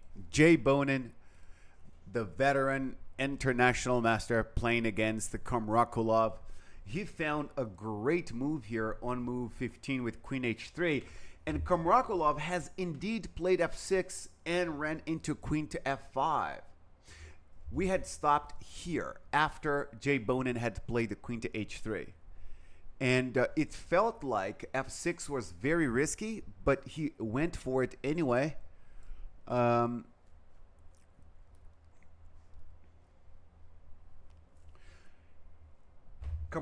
needs to be careful not to let his willingness to play for a win get in the way of good judgment, just because his bishop pair is so strong in fact that it's quite okay for black to trade the queens here with queen d7. Quite okay for black to do this. And then because if queen takes d7, king takes d7, now nobody's protecting the g2 pawn.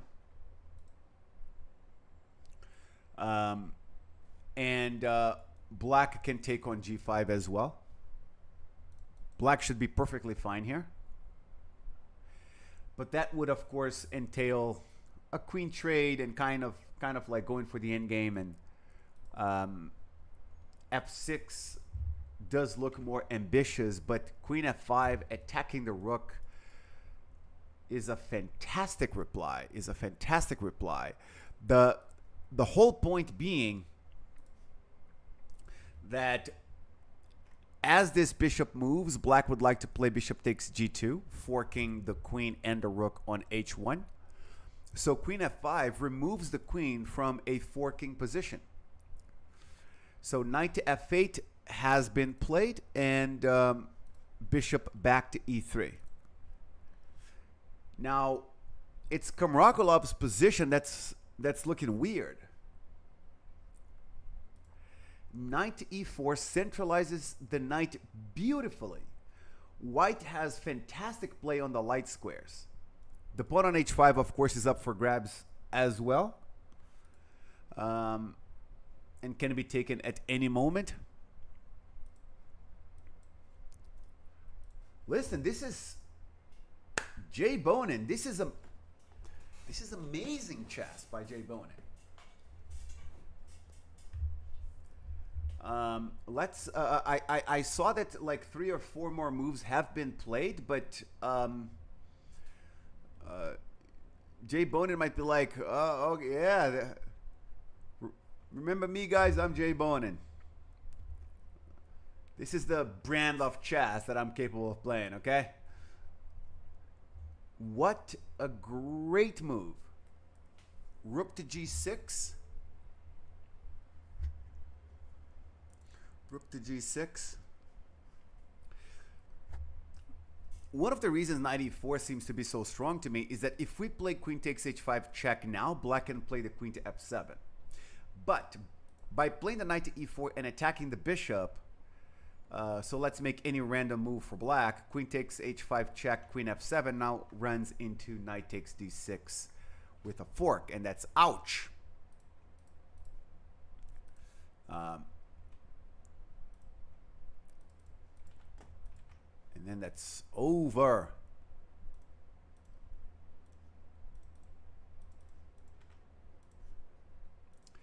But rook g6 has been played instead, which looks like the correct thing to do by Kamrakolov, and then rook to g1.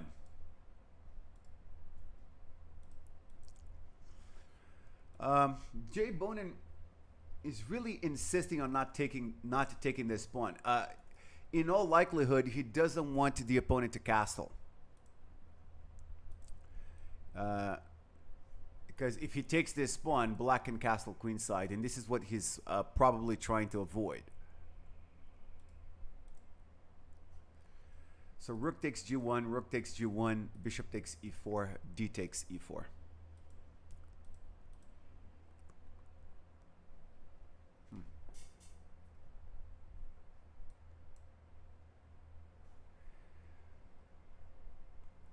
I don't think black is happy about giving up the bishop pair, but what else is there? What can black do here other than bishop takes e4?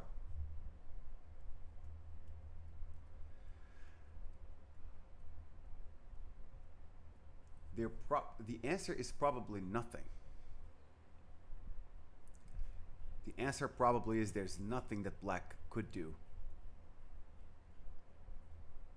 other than bishop takes e4 here.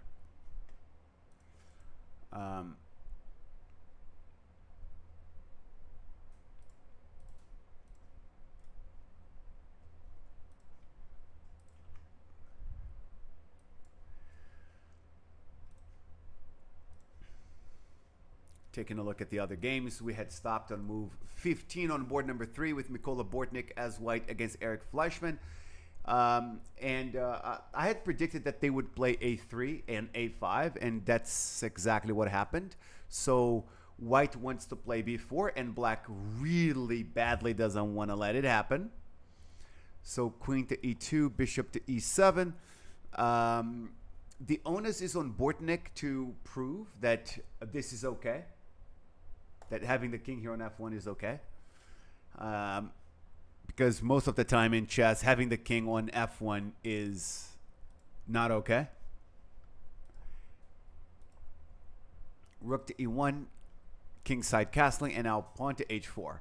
This can have the dual idea of pushing the pawn to h5, h6, and also to develop the h-rook via the h3 square, which is a possibility too.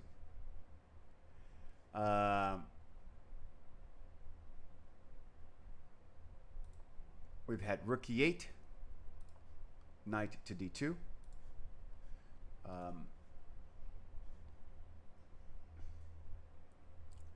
and the pawn going to a4.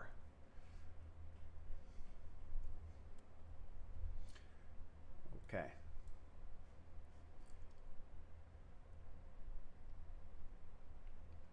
One quick moment here, guys. We'll be right back.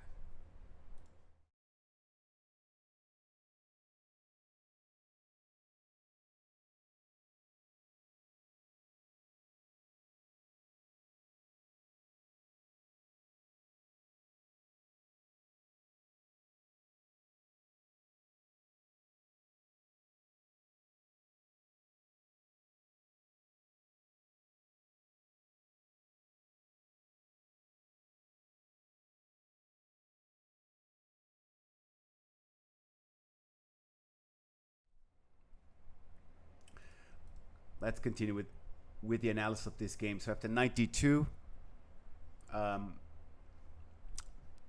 black plays the pawn to a4, and then we have rook to h3. This is a really, really messy position. It's so hard to understand. White's down a pawn, but of course black's extra pawn on d4 does not advance.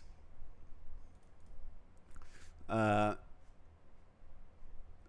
yet, as aggressive as this might look, it also looks a little bit artificial. Black has too many pawns in the center for white's attack on the king side to be fully sound.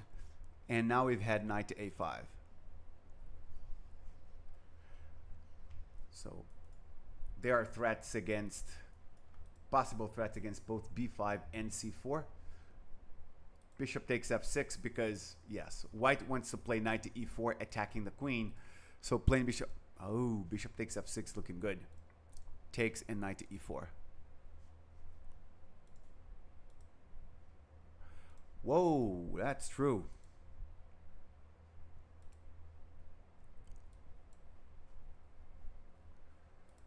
Wow, this is good. This is looking good for Bortnik now. Queen to e5 and knight, the other knight goes to d6, and white is going to win the exchange. This is so clever. I was not looking into this. I was not looking into this line. So Bortnik finds a way to win the exchange after knight a5 here. Knight a5 loses the exchange. Bishop takes f6, a fantastic idea, because there's no way black can afford to take with the g pawn here, with this g file wide open, just so the bishop keeps d6 protected. This looks pretty crazy, and there's no way black should survive this. But after bishop takes f6, knight to e4, queen e5, knight bd6.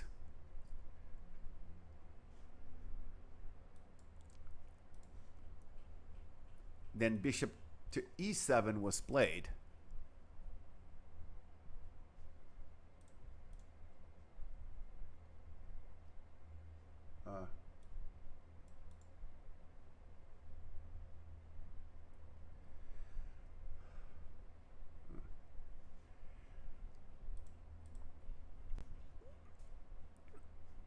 And then knight takes f7.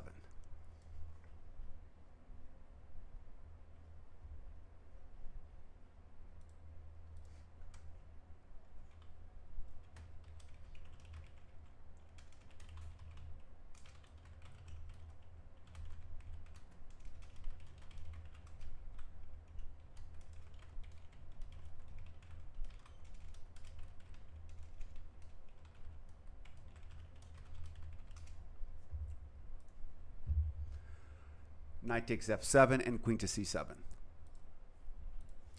Yeah, because the knight should not be captured on f7 here, because knight g5 check is going to win the queen. Bortnik is so sharp tactically. Bortnik is so sharp. I don't think Fleshman was expecting knight takes f7. He was probably expecting Bortnik to go for the capture of one of the rooks, but knight takes f7 looks extremely sharp.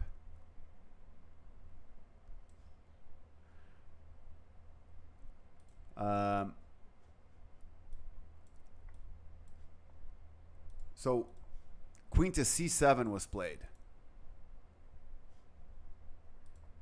Oh, this is too much. The attack is now too strong. The attack is now way too strong.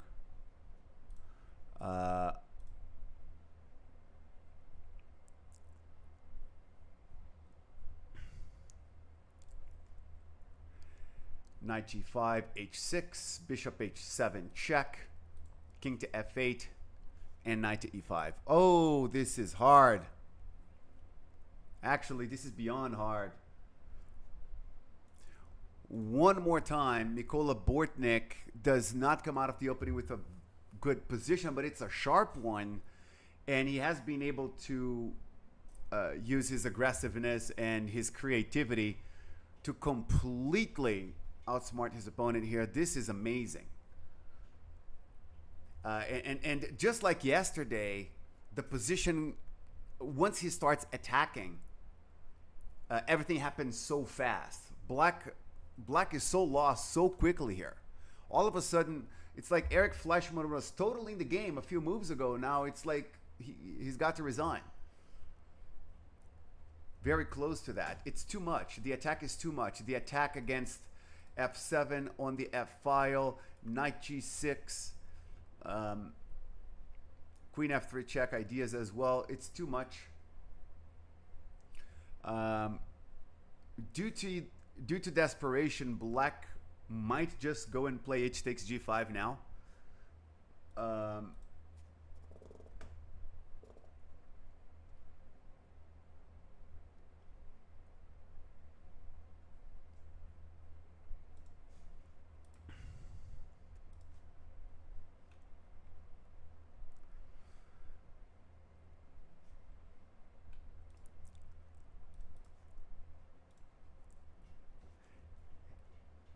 Another look at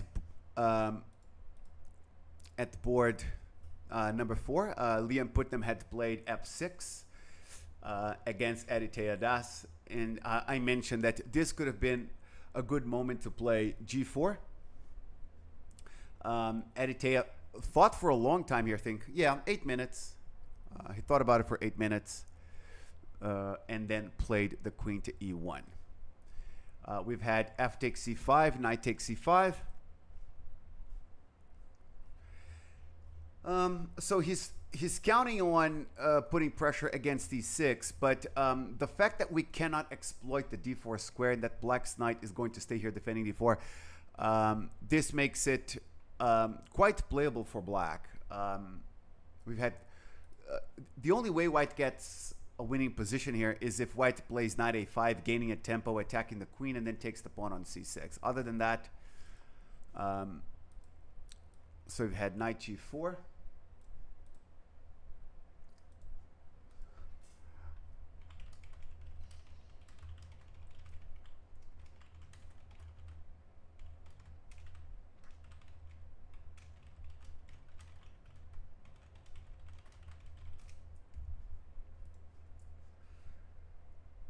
And then e5. Wow. Yeah, because the pawn on e6 is under attack here. There's no rook f6. There's no bringing the queen to defend it.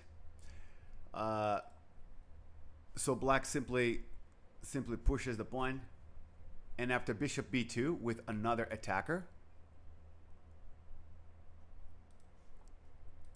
And then d4. So Aditya cannot let this happen right here. This is too strong. This is pretty much a must do for white to play f4 and attack this pawn structure. This knight, this bishop, and this knight, they are all operating beautifully to support this advance. And it has indeed been played by white. Yes. Pawn to f4 there. Very complex position. This is anyone's game. Anybody can win board number 4. Let's take a look at board number 5 once again here. Out of the top 8 boards, this is the one that's been developing the slowest. It's move 16 still in this game, and they both seem to be taking their time with like every small decision in the opening and early stages of the middle game. The h pawn is pinned, so the rook on h1 is hanging. And so rook to g1 is played. Wow.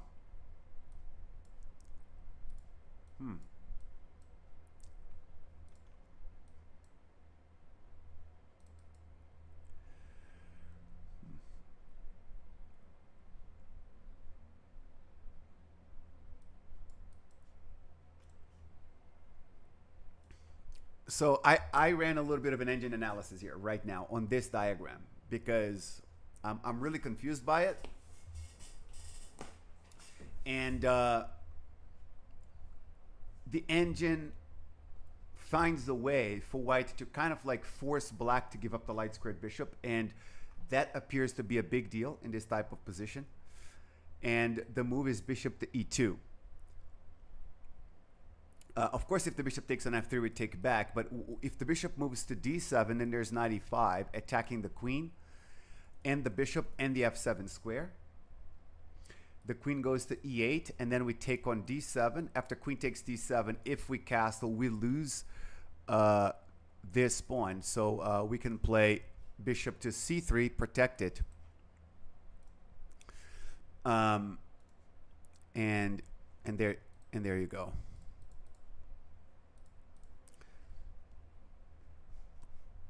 White still has a little bit of an initiative.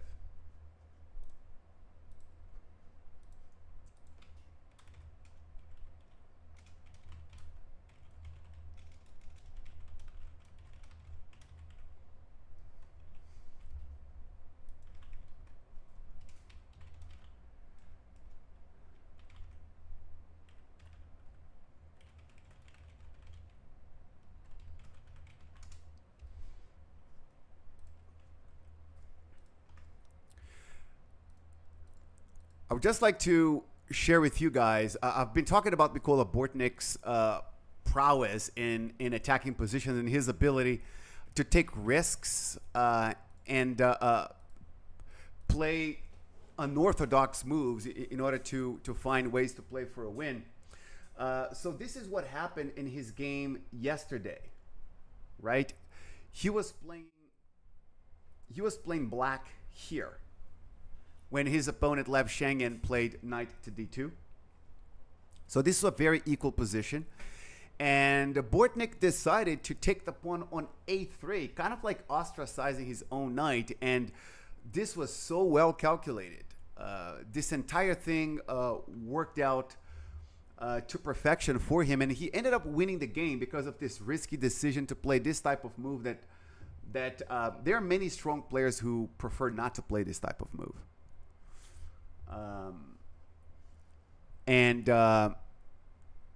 His opponent Lev Shengen was not able to prove the compensation, and next thing we knew, he was up a very, very clean pawn, even though the opening was a little bit speculative on his part yesterday. And today he did not technically have a great position out of the opening as well. But it's like you give him an opportunity to attack, and he smells blood. He smells blood and he goes for it. And his attack here is completely overwhelming. We have a few more moves. After knight e5, I thought black would play h takes g5, not because this is a good move, but just because you can't tolerate both knights on the 5th rank there. And so h takes g5, and then queen to h5, threatening checkmate. And the only way to stop the checkmate is to give up the queen on e5. So that's what happened. Knight takes c4, bishop to g6, threatening a checkmate in 1. Bishop to f6 and rook to e2, and this is what happened.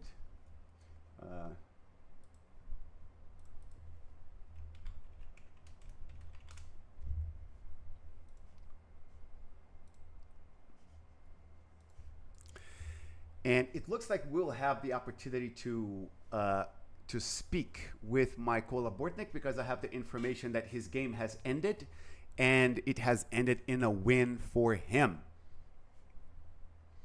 Let's take another quick look at how his game developed.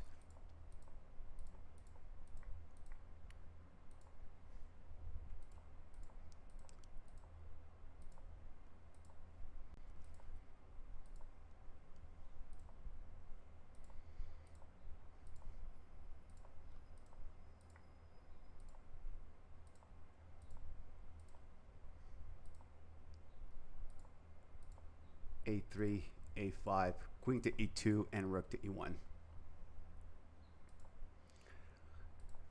And then H4, knight to D2, rook to H3. And this was the moment when black made the critical mistake with knight A5 here. Let's see if Bortnik is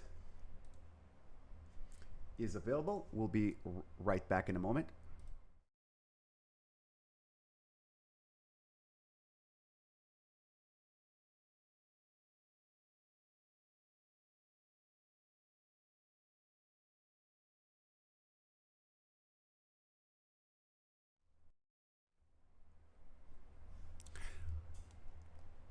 Speak now. Hello, can you hear me? Yes, we can hear you. Can you hear me, Mykola? Yes, I can. Yes, congratulations on both wins. I was speaking to the audience about there's something really special, Mykola, about your style, in a sense that you don't seem to mind taking a lot of risks, right? To be able to find ways to play for a win, and that was something that was present in your game yesterday and in your game today, where you technically did not have the greatest position out of the opening, but the position, once it becomes really active with possibilities for both sides, you seem to be like pretty confident in your ability to navigate the complications there. Yes, I agree. But speaking about today's game, I forgot the move bishop d7. I didn't repeat this line. So I thought, yeah, in the opening. Okay, right here. Yeah, instead of bishop d7, I consider only c takes d4, knight b5, and bishop d6. I think that's the strongest line. Maybe I'm wrong. And yes, bishop c4, queen e4, and then there's queen e4 check. Okay. Yeah, so after bishop d7, I couldn't find the best way for me how to attack the queen, because it looks wrong and nothing works. Maybe I missed something. Because his whole point with bishop d7 is that he can always answer knight b5 with rook c8, and it's not clear how you expose the queen there. Yes, true. And also, all the time I should keep in mind the long castle as well, instead of rook c8. I mean, potentially. Mm-hmm. For example, I played h3, knight f6, and I consider this opportunity as well. Yeah, he can long castle. And when he played knight f6, the first thing that I thought of at this moment was, why this is not a good moment to play bishop takes f6 and go for like the double pawns there, right? Because this is a good type of position for black to play with the bishop pair and the open g5. All right. Honestly, I just blundered here, because why I played h3 knight f6, because I thought bishop c4 queen e4. Yeah, queen e4 king f1 c takes d4. Mm-hmm. Knight b5. Knight b5. Rook c8. Rook c8. Yeah, I thought I can take c takes d4, but there's knight d4. Oh. That's what I missed. Okay. Oh, okay. And here knight c3 queen c6. Knight c3 and queen c6. Oh, yeah. And then if queen takes c4, he takes on c4 with check. Yeah, everything works, and that's what I missed. Otherwise, I wouldn't go for this line. Okay, but that's a pretty difficult line to see all the way back here when you decided to play h3, right? Yes, and when he moved back, knight f6, knight b5, I realized that I just can make a blunder, so yeah. I changed my mind and decided to give up a pawn. Oh, there's another line, by the way, which also doesn't work if I play bishop d3. here. Queen d5, yeah, queen d5, c6 d4. There's knight b4, There's and knight b4. after knight c3, rook takes c3, and again, I'm just lost. Oh, I did And not see this. yeah, and bishop b5. So Whoa, that's quite a variation probably, too. yeah, probably the line which I played in the game maybe is the only good Interesting. move. So you ended up playing down a pawn and going for the compensation, like not on purpose, because that's what was available to you at the moment as like the best practical approach. I didn't. Yeah, I didn't find anything better than this. Yeah. So from time to time, I would have an engine evaluation, and it was one of those things where the engine would say that black is a little bit better, but it's always super hard to find the way for black to demonstrate the advantage as well. So your position was, your position appeared to be quite okay here, and then when he cast, Yeah, I thought I'm worse, but I didn't see how to develop their pieces. Maybe the only plan is to play e5 somehow, but I didn't see how exactly. Yes. Yeah, because the pawn on d4 is very well blockaded, and the fact that you dominate the e file and that you have such good access to e4, e5, that can make a difference for you in so many different types of positions here. And then when you played h4, was the idea of possibly h5, h6 one of your ideas here in this position? One of them. The other one to protect the bishop and play knight d2. Also, yes, if he plays h6, I can ignore it and do something. Yes. Let him take on g5, for example. Yeah. So many ideas. I thought h4 is a good move. Yes. And then when he played rook f8, you played the knight here, and he correctly played a4. And then you played... Yeah, I thought to take on f6, but probably he can go g takes f6. You mean after a4? Yes, and g takes f6 probably and then if g takes f6... works. No, if bishop f6, knight e4, knight d6, I can Yes. But win an exchange. Yes. Here I didn't see, maybe queen e5. Queen e5. So for this position, I'm going to switch the engines on here. Let's see what the engines are going to say about this. Yeah, I'm also interested. Okay, so Mikola, so it's 0.00 on the second line and the third line, but white has a 4.83 advantage with this knight move g5? if you play knight g5 next, yes. Yeah, okay, I found it, yeah. There you go with that. But I wonder what is better, bishop f6 or rook h3? What is better according to the engine? In this position, let's see what the engines are going to say. It's pretty equivalent, very equivalent. But if you do choose on bishop takes f6, black has to take with the bishop and allow this move to be played, because after you play knight to d6 and then bishop to e5, so that's a difficult decision to make for black, but he can play with the bishop pair, down an exchange, up a pawn, and white's kingside attack is not there anymore, and this is how black keeps the position balanced. Yeah, but I think practically rook h3 is better. Yeah, I think so too. And it's quite the trap, because knight a5 is lost. The way that you played completely refutes tactically knight a5. He's completely lost from this point onwards. This was one of the moments I looked at the engines during your game, and the engine said that e5 was necessary here.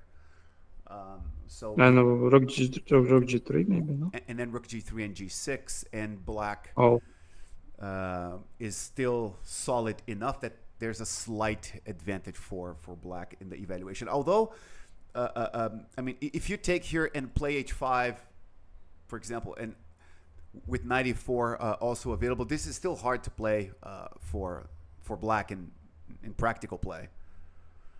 Yes, I would be happy to play such positions because it's much better than what I get in the opening. Yes. And then let's take a look at the finish here, because this was so cool. Did you calculate any specific lines with g takes f6, or did you just think that, okay, this doesn't look good and I would find something here? No, I saw if he takes, I can play knight e4 probably. Yeah. knight e4, queen to e5. But then And the same idea, no? Yes. Queen g4, knight g5. we have the same idea. And what if the queen goes to f5 to take g4? I didn't see queen f5, but then there's knight d6. Then there's knight yes, d6. I think any move, knight g5, knight d6 Yes. must work. Yeah, so taken with the pawn is lost anyway. Taken with the bishop. So I don't know if you looked at your opponent, you felt his body language when you played knight takes f7, because I don't think he saw it. I'm sure he didn't see that because I think he looked surprised when he went queen 7. I thought queen f4 was better a little bit, but maybe it's not that important here.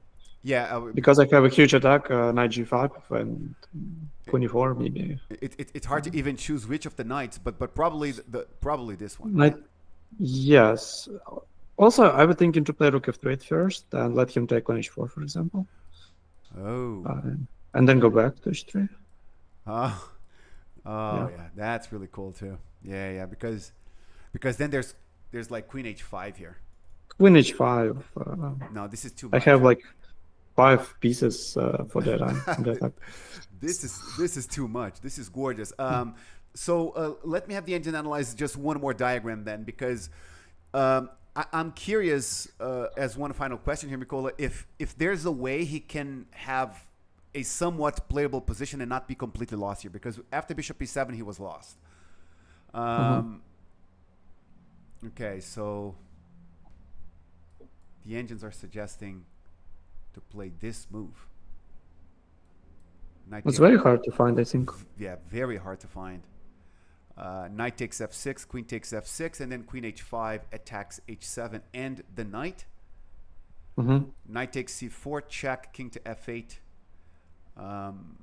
And it's giving white a 1.6 advantage, the engines here. So this was extremely difficult to find, and even if he did, he would still be in a much worse position. What should I do here? King g1? Or? Yes, king g1. King g1 is King g1 is the number one move here. Yeah, and then because knight b2, bishop b5. Probably, yeah. Exactly, attacks the rook, and then queen h8 will attack e8 there. And so we had bishop e7, knight takes f7. Was there anything in this final strat within the final few moves that you felt your opponent could have done better? Something you were unsure how to finish if he played it? Honestly, I didn't see. I thought he had a chance to give up a queen for 2 pieces. Maybe I had a checkmate. I didn't see after h6. I thought knight takes h6, but there's g takes h6, queen e4. Yeah, knight h6, g h6. Oh, wait. I'm sorry. So after queen c7, knight... No, knight g5. Knight g5, yeah, h6. Knight takes h6. Ah, okay. Knight takes h6. G takes h6, queen e4. Oh, bishop g5, and I didn't see a checkmate here. Like queen h7, rook king f8, rook f3, bishop f4. Rook f4. Yeah. Oh, so you can do this, and now you take the bishop and then rook here. And now bishop c6. And somehow he escapes. Somehow he escaped. Wow. Yes, I couldn't find a checkmate here. Okay, let's see if the engines are going to find this. 16.10. How? Check. Oh, queen h8, queen f6, yeah. Oh, it's rook e6. Rook takes z6. Wow, it's impressive. Yeah. Are you telling me you didn't see this line, Mikola, during the game? That's ridiculous. So obvious, right? That's ridiculous. So bishop h7 and knight to e5. As soon as you played knight e5, I mentioned to the audience, I think black is going to play h takes g5, not because black is happy with that, just because what else is there to do? But you did finish the game in a way that was pretty perfect. We just don't have the final position. Was this the final position? Did he resign after rook e2? No, he made a couple of moves. After rook e2, he played rook e8. Rook e d8. Yeah, I took on g5. You took on g5. The bishop e5. Bishop e5. Bishop d3. And bishop d3. Okay. Bishop b5. Bishop b5. And queen f3 check, and he resigned after queen f3. Okay. Because there's queen b7 or rook h8. Oh yes, of course. Yeah. This was a pretty impressive attacking game, Nicole. It's beautiful. I was talking to the audience. It's like once you start attacking and you realize that it's really about the exact calculations, you flip that switch really quickly, and then you kind of like dial down the evaluation and dive deep into the tactics, and you can be very accurate at it. It's really cool to see, really instructive to the audience. Absolutely. Yeah. Thank you. Thank you so much. All the best with the remainder of the tournament. I hope to talk to you again. Yeah, sure. See you, Mikola. So that was Mikola Bortnik, guys. Mikola Bortnik with his attack was flawless there. His attack was completely flawless at the end. Pretty impressive. Let's take a look at Andrew Tang.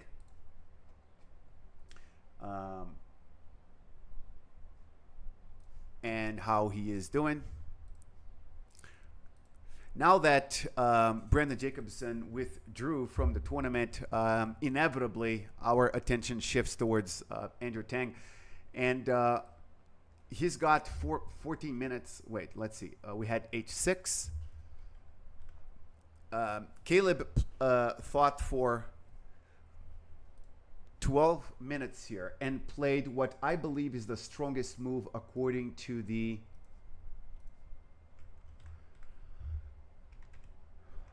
opening book. This is isn't it amazing that these two guys are finding all the best theoretical moves on their own? It's still book, and they are basically playing like the #1 engine moves, and it's not prep. It's their own brains. H6 is a fantastic move for black here.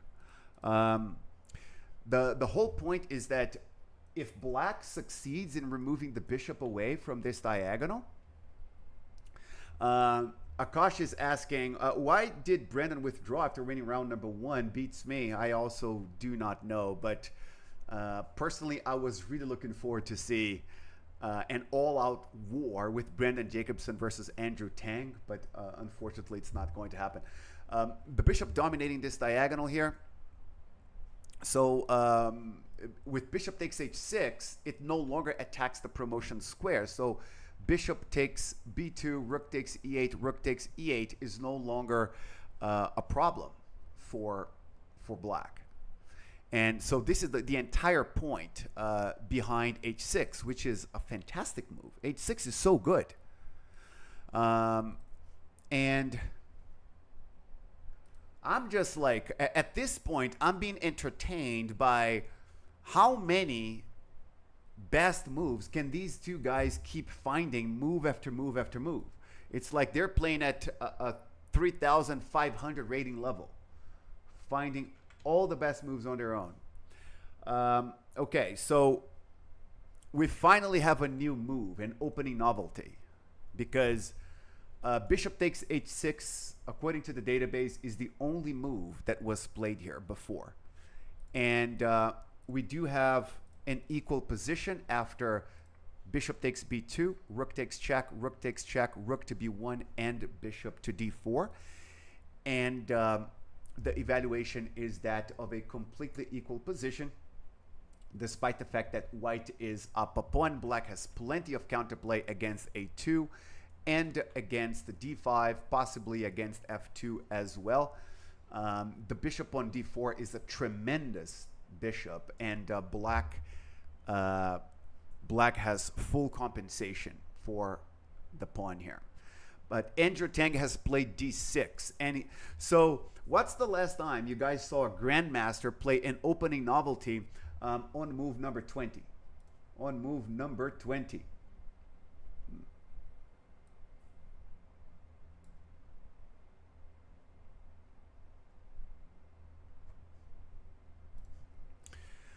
So let's talk about how good this move is or is not. So Andrew Tang's main idea is that if Caleb takes the pawn with the queen, then he's going to trade the queens here, and he has succeeded in protecting the b2 pawn. So that's the whole thing. So after bishop e5, I can play like rook to e2 and double the rooks, and I'm still up a pawn, but I have protected b2, and I can play possibly against the pawn on c5 later on too. And this does give white winning chances here. So this is what's up against queen takes d6. It's like, we can call this a positional trap. But bishop takes d6 instead was played. And then bishop takes h6 and bishop to e5. Andrew Tang must be thinking, everybody's disappointed with Brendan Jacobson's withdrawal from the tournament. Normal and Super asking, what do you mean Brandon withdrew? Well, I mean, Brandon withdrew. Brandon withdrew, and he's not going to continue playing the tournament. Bishop to e5, and then queen to c1 and queen to d3. I was just mentioning Andrew Tang playing this game must be like, wow, my opponent is rated 2063. It's below 2100. And look at the level of chess that someone below 2100 can play in this day and age.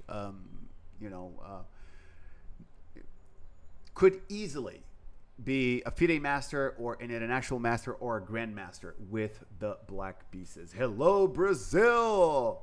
Yeah, where's my people? Brazil indeed. Tudo bem, Clebson?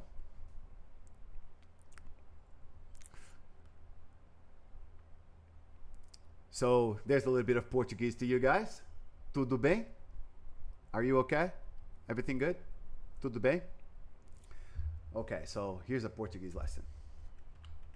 So whenever you guys see someone from Brazil, someone from Portugal, all you got to do is say, Olá, tudo bem? Hi, how are you doing? That's all you got to know. Rook to e3 and queen to d5.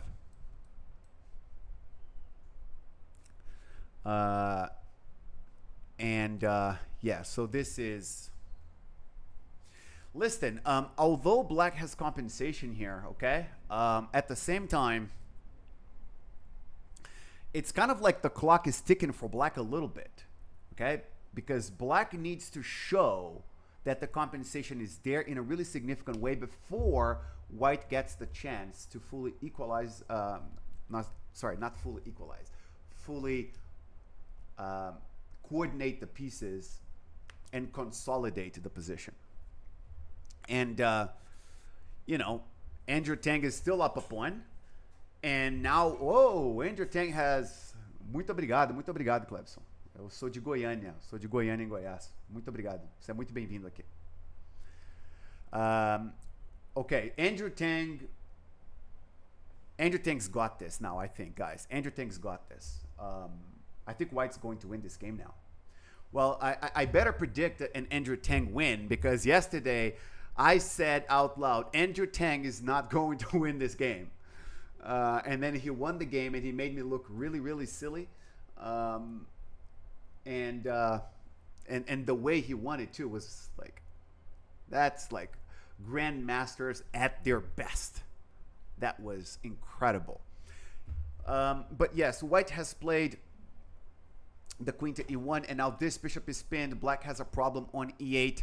This is certainly a huge advantage for white now, because Andrew Tang has been able to flip the script here, because white is up a pawn, and now white has the positional initiative as well instead of black.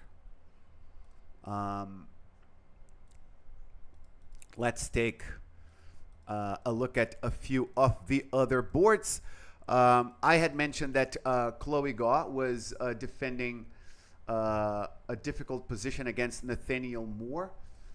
So bishop to e7. And Nathaniel Moore did indeed decide to sacrifice the h4 pawn. But playing bishop takes h4 here is very risky, because it allows this knight to go to either c5 or d6. And this does not look very healthy.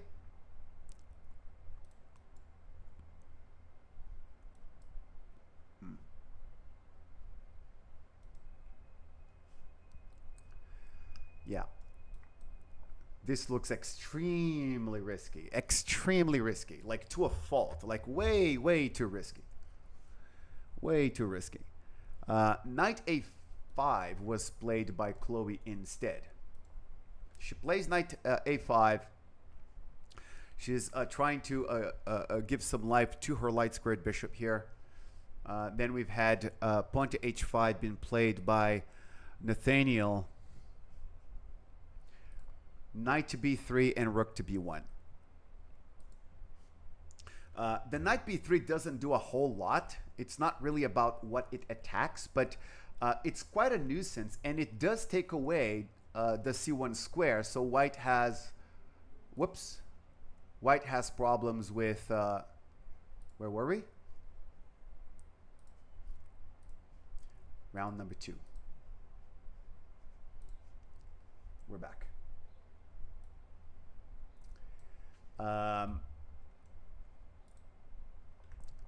So knight to b3, rook to b1, and the knight goes back to c5. Chloe has succeeded in taking both of white's knights off the board, which certainly eases up her defensive task. Let's see, queen to d7, bishop to h6. Still looks like a super difficult position to defend. And it looks like white's sacrifice on g6 is ready. And it has been played by Nathaniel Moore. Check, king to h8. This is the position that we have over the board right now. And Nathaniel Moore is just thinking on whether he should try to finish this game with this maneuver with the bishop or this maneuver with the rook. But this should be over. So what happened here?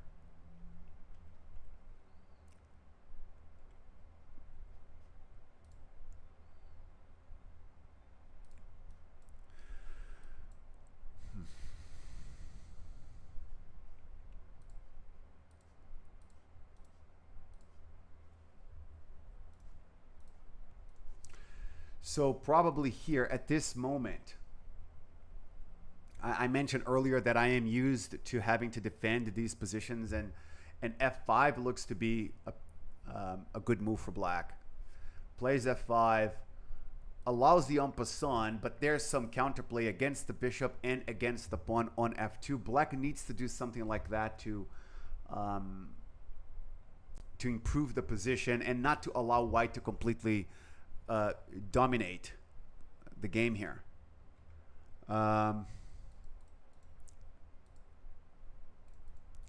Yeah. So it's a pity for Chloe, but yes, bishop g5 has been played. This is unlikely to end well for black. And I've just gotten word that this game is indeed over, and Nathaniel Moore is ready to be interviewed. Nathaniel will let us know how the final few moves played out. Let's have a conversation with Nathaniel Moore, who won his game with the white pieces against Women's International Master Chloe Gaw on board number 8. I'm live. Awesome. Thank you, Luis. Thank you for having me. It's a pleasure to be here. I actually did not know that they were going to be streamed, so it's quite a nice surprise. Nice. Hopefully, but yeah, no, I mean, it was pretty much a plain sailing from here on out. I mean, I was thinking about rook d3 to finish it off, but rook g8, and you got a rook g8, queen h6, king over, and I was calculating something like rook h3. But it looks really messy. I mean, especially in these, I mean, what the top players will all tell you is like just to convert cleanly, just trying to find the clean. Yeah. So because I mean, when we're trying to finish a game off, we don't want to have to calculate the consequences of rook takes g2 check, right? And, right, exactly. And what happened after bishop g5 there? Yeah, I mean, she kind of just collapsed. I mean, honestly, I don't see any defense at this point. She went bishop f8, but I just simply went just rook d3 and queen h7, and then bishop f6 and rook h. Oh wait, I guess she. I mean, it's the same story. I mean, I actually went rook takes d4 instead first, okay. but it's the same exact thing. And then she played queen h7. Yeah, queen h7, bishop check, bishop g7, Bishop rook g7. h4, and you've kind of got her like boxed in the corner. So it's a little beautiful thing to finish off. Wow, this is cool. Is this the final diagram? This is where she resigned? Absolutely. Nice. Okay, that was a cool way. I was talking to the audience about, there was one particular moment. I love, Nathaniel, these moments right after the opening, when in the early stages of the middle game, a player who is not in book anymore demonstrates that he really understands the typical middle game positions. And when you played e4, I don't know, I don't recall how quickly you played this move, but the concept is perfect. And then I ran it through the engines. The engines completely agree with everything that you did here after e4. Yeah, this is pretty much, sorry, I don't want to cut you off. But yeah, this is like the nature of the position where you don't go b3, because she could go like c takes, and then you go c takes, and it's an inferior queen's pawn with the bishop. Because usually you... Yeah, because usually... And the c3 square as well. Exactly. So if you want to even go for this, you want the pawn to be on b2, not b3. So it's a very big difference in this. Absolutely. But yeah, I actually learned the hard way in like a norm tournament in like 2022 or 23. I got beaten by a guy named Tijaz Rama, great guy, great guy.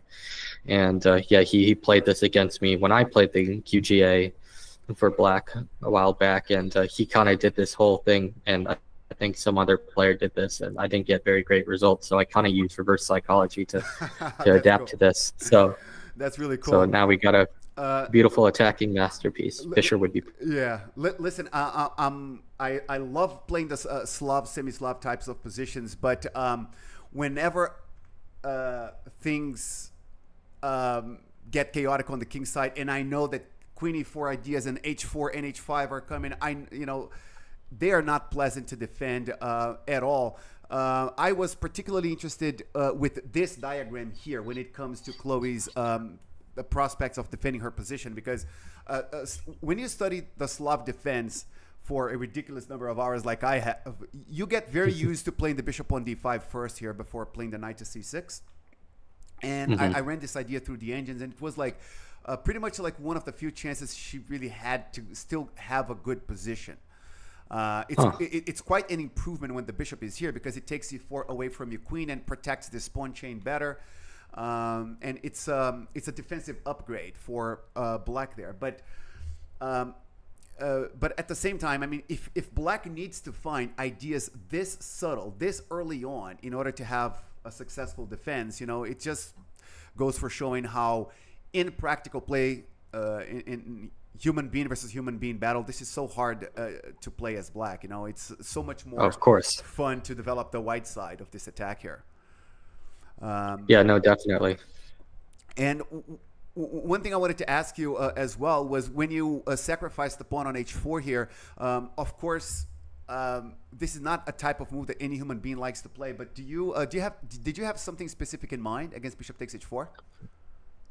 I mean, just simply knight d6 is something to go for, and yeah, I mean, how the pawn sacrifice will go. I mean, it seems like at the very least I can just go knight takes, and something like bishop e4, and at the very, very least I can take on a6, something like that. Yes. And even if you didn't have that option, I mean, you've got total domination on all sides of the board, even. Absolutely. And I wanted to mention one last thing. On move 23 here, when you play the queen to g4, sometimes black can operate under the illusion that because you don't have the knights to exploit f6, g5, and d6, that you are not going to have the sacrifices on g6. But you can really have the sacrifice on g6. And according to the engine, her last real shot at kind of staying in the game was to play f5 here. Yeah, it makes sense. Very counterintuitive, but I mean, it looks like pawn takes, queen takes, and you've got some pressure. But even just like, this is kind of like, even just positionally, we can just go from attacking chess to positional. We can try to there you go, like exploit that weakness on e6. Maybe even something like bishop g3, something like that, subtle like that. Wow, your calculation is right on point. And this is like the only taking en passant and playing the bishop to g3 is the only way for white to get an advantage according to the engines. And you do switch the positional play. You have pressure on e4, e6, g6, the e file. Everywhere. White's king is permanently safe here, and the same cannot be said of the black king. But at least she would kind of like force you to play a bit more positionally, because the way the game went, you could just fold Mikhail Tal on her, right? Exactly. Yeah. And about her possibilities of having a bad position but not a completely lost one. One final comment I wanted to make is the engines still found a way for black to kind of survive here, which is kind of crazy, which is take with the f pawn, allow bishop takes and e6 king and play the h8. king to h8. Did you think about this or Yeah. anything? Oh, okay. I did see this. And I believe I was considering a move like perhaps bishop g5 even. I was considering something like that. Which is the best one, But- yeah.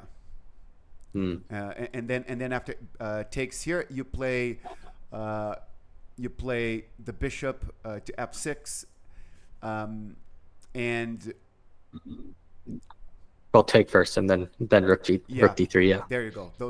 Those types of ideas, but it would have been way more of a task for your attack, because after h takes g6, bishop takes. This is completely lights out now, and it's just like Exactly. yeah. You can just like choose the method of execution because you have no shortage of them here. But this was an awesome attacking game, Nathaniel. And I think the concept behind your positional pawn sacrifice was one of the most instructive things we have seen so far in this entire tournament. It was awesome to see. Congratulations. Yeah, what can I say? I came here with half a point of buy, only play one round, and now everyone's talking about me. But maybe I'm not being humble enough. This is awesome, Nathaniel.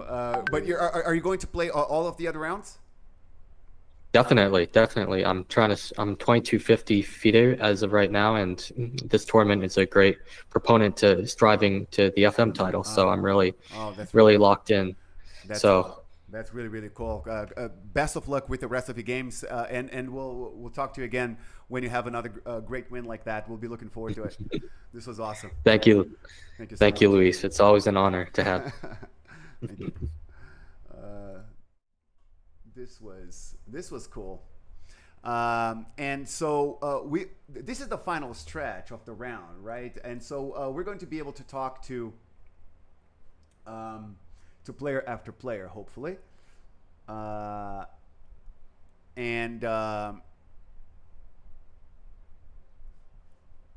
Let's see if one more game in the top 8 boards has finished. But no, let's take a look at board number 7, because we have not visited board number 7 in a little while here. We had stopped on move 20 when Evan Rosenberg had played rook to d4. Then we had bishop to e6 and pawn to b4. A takes b4, rook takes b4.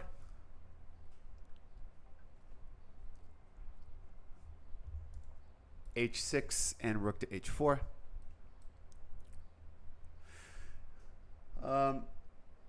There's not much of an attack for white here, but it's almost like white has to find something to do, and keeping this rook active horizontally and vertically is definitely a good way to stay busy. And the pawn on a4 is protected twice. It's really important not to drop that pawn unless there is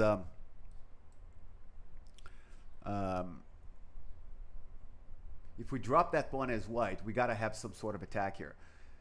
And black needs to be careful about knight f5 ideas whenever the bishop leaves this diagonal. But while the bishop is there, it just does not seem that white's attack on the king side is going to produce a whole lot. So we had bishop to a3, knight to d7, bishop takes d6, and queen takes d6. Rook to d1 and queen to c5.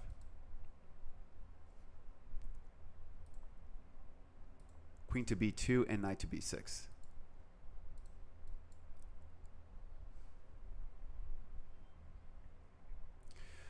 Okay, so that pawn is being threatened for real, and rook to b1 is Rosenberg's decision to give up the pawn in order to pick up the pawn on b7. And that's what happened. Knight takes a4, queen takes b7. PJO is telling us a great guy, and if you're talking about Nathaniel, I'm going to agree with that. That was super fun. He seems to be really smart, outgoing, witty kid. Queen takes b7, knight to c3, rook to e1.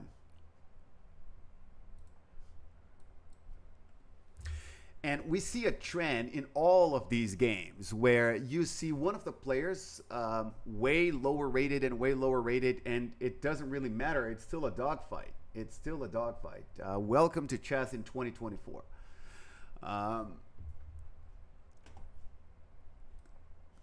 Queen to b4. The queens have been traded. Rook to a2 attacks the e2 pawn twice, and white protects it with bishop to f3.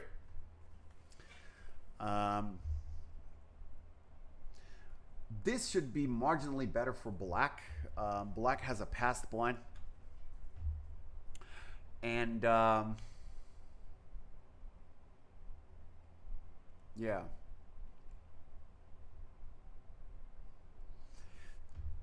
It's going to be very hard for white to mobilize his own pawn majority here. But white's position also, looks active and safe, and it's hard for black to make something out of a symbolic advantage of the being the only player with a pass pawn. But we had g6.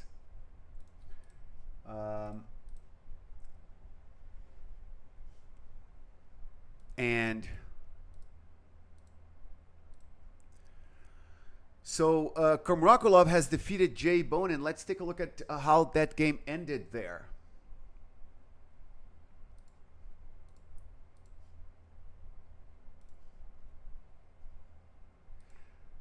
Bishop takes c4. Jay Bonin had a good position at this point. Knight c3. Let's quickly take a look at how this ended. G6, queen h3, and f5.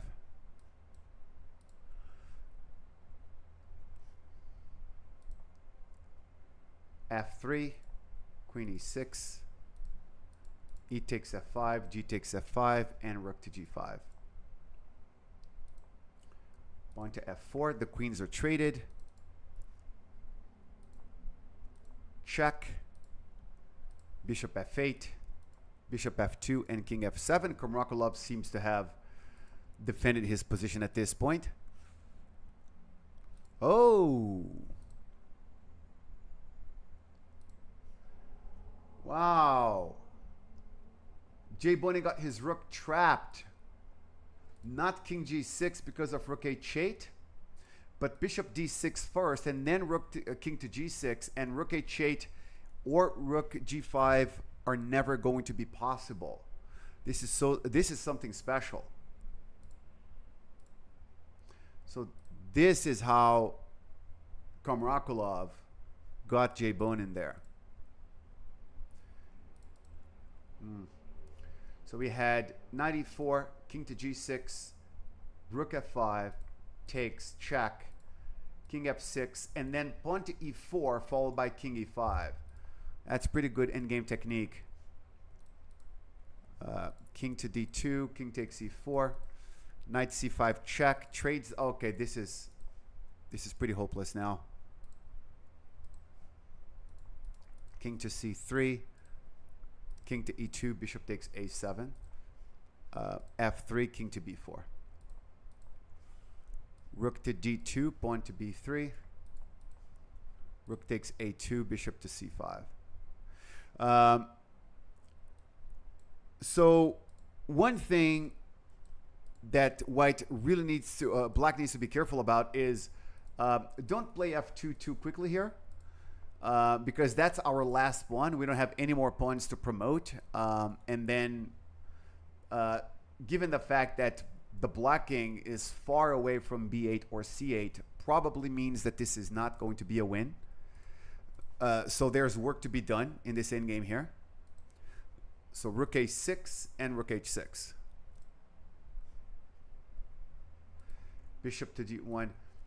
Black is threatening not just the pawn. Black is threatening to pin the bishop, then give up the rook for it and promote here. So bishop to g1 and rook takes h4 and c5 and rook g4. This is the final position when International Master Jay Bonin resigned. We've had a win for Kamrakalov. Mark Dodona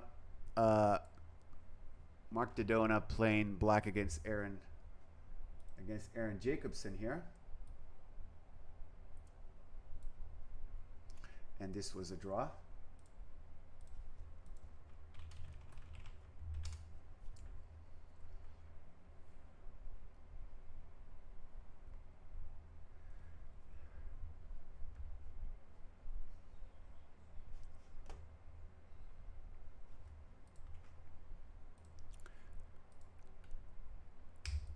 This is the final stretch of the round. So we're going to move from interview to interview and from game to game really, really quickly.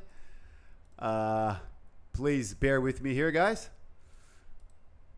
Jacobson versus Dodona. Let's take a look at that game again.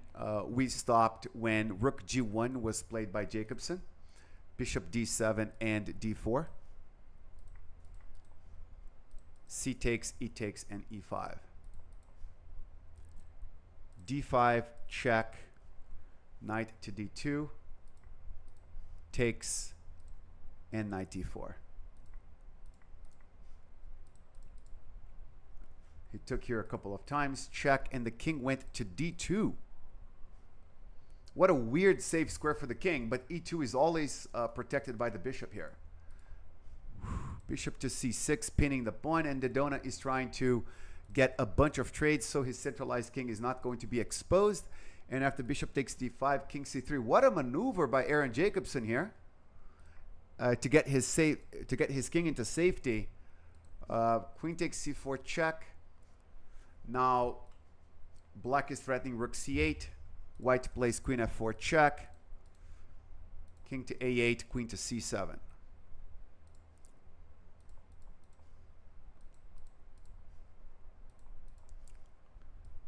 a5, rook to e4, queen d6, rook e7, and g5. Rook f7, king a7, b4 and h5, takes, and rook d3 check.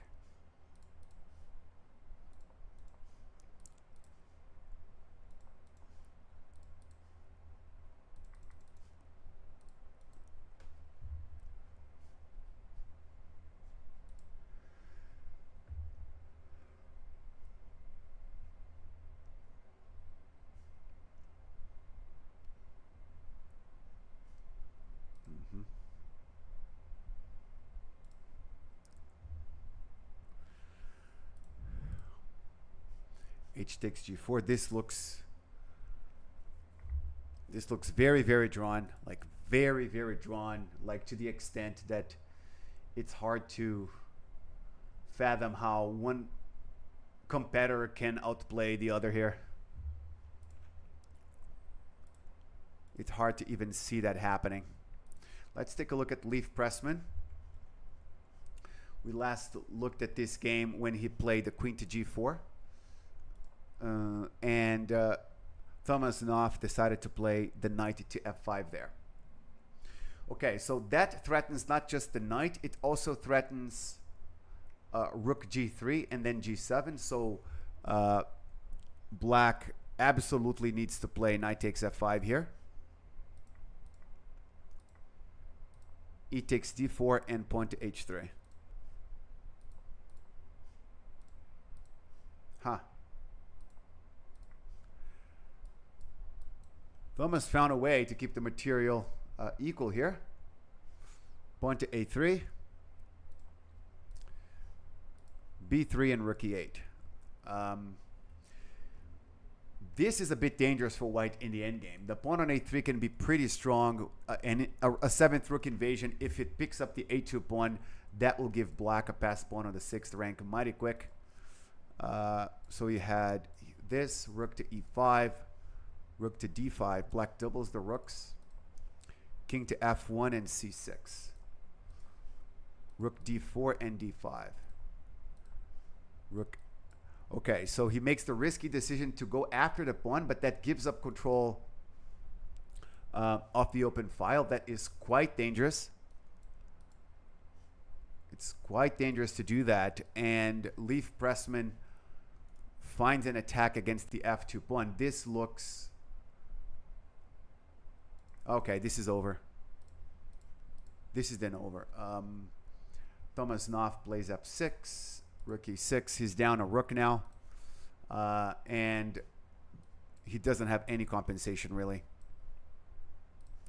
Queen to h4. Queen to h2. f3. He checks. Plays rook e2. Queen takes g2. And rook e4. Yeah, that's a mating net. That's a mating net. This might have been the end of this game with a win for Leif Pressman against Thomas Nuff on board number 6. This is crazy. This is just crazy. Like, because the games were so hard fought, and so many of these games left the opening with an equal position that now at the very end, it looks like all 8 games are ending at once when not a single one of them ended for 2.5 hours. And it looks like this is what's happening. Let's take a look at the Tang man. The Penguin GM has less than 1 minute on the clock, but he had a fantastic position after he played the queen to e1 here. Then we had rook to e6, rook to d1, and bishop to d4. Rook to e6 and pawn takes e6. Way harder for black to prove the compensation now.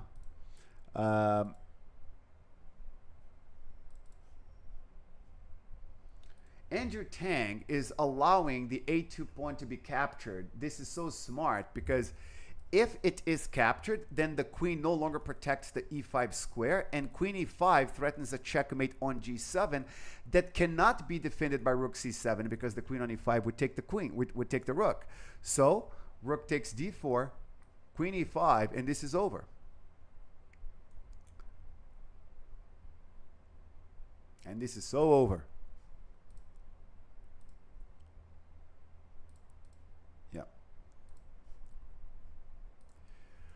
So king h7 instead was played. That looks a lot better. Bishop e3 and e5. Queen to g4 and rook to e8. b4 and c4.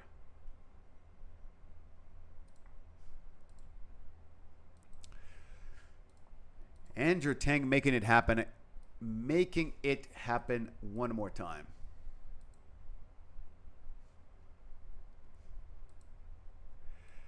Rook to e1 is fantastic. If e takes d4, rook e7, this is over. And if black plays queen takes d4, and that's what happened. Now it's white's turn. He's thinking about it. He's got 30 seconds. This is the current position. He definitely doesn't want to trade queens with black's king so exposed. He took his time there to decide probably on which of these 3 squares would be the best one for the queen there. But playing the queen to g5 attacks g6 and e5. The only thing black really has going for him at this moment is the passed pawn. Other than that, he's just lost.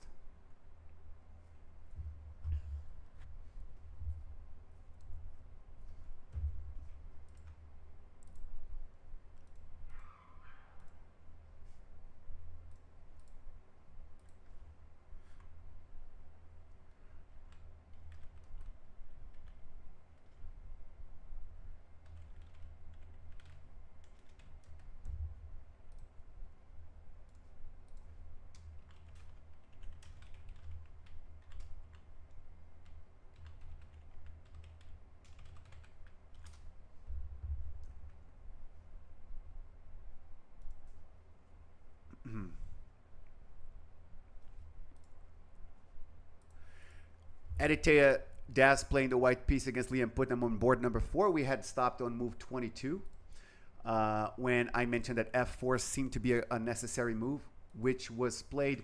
And Putnam responded with knight takes c5, trying to exploit some tactics on the b file here. I like me some Liam Putnam. This is cool. Bishop takes c5, and white does not want to drop the bishop. He plays the bishop to a3 instead. Bishop to e7 and f takes e5. So why doesn't Aditya Das capture on e5 with the knight? Well, because then black can play knight to e3. The knight on g4 is in charge of protecting the e3 square. That would allow knight e3. So instead, we play f takes c5, queen to d7, and pawn to e6. Queen to d5, and queen to e5.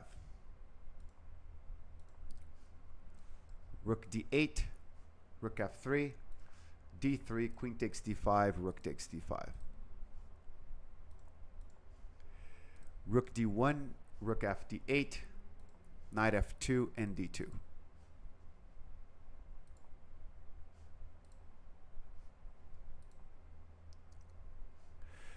Liam Putnam definitely the one playing for a win now. Knight c3, rook d4. His passed pawn on the 7th rank is way more dangerous than white's passed pawn on the 6th rank. b5, knight c8. Bishop takes c7, knight takes c7, rook f7, rook e8. We're having to look at these moves a bit more quickly and not with the necessary level of depth, just because the games are about to end and we have to look at 8 of them and interview all the guys. So we should at least get well acquainted with everything that transpired. But this is Liam Putnam playing for a win here. Definitely not an easy task, though.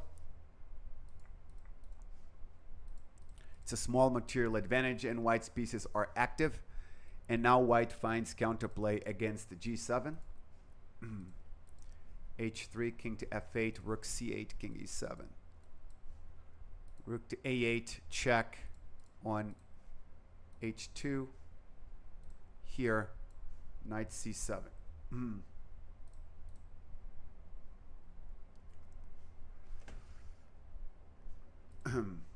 Okay, we have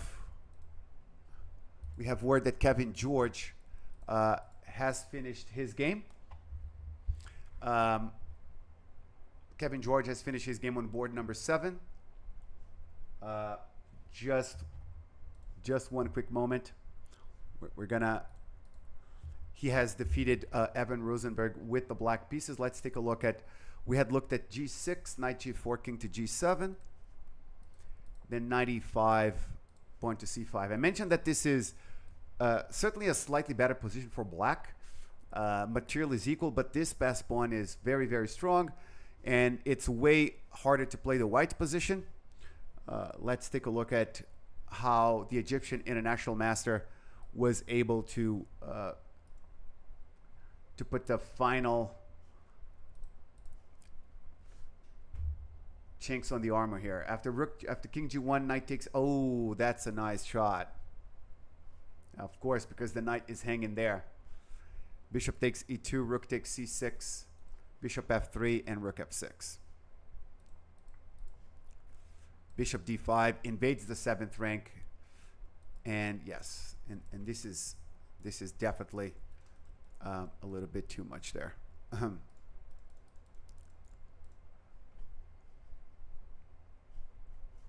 All right. Looks like we're going to have the opportunity to talk to Kevin George right now.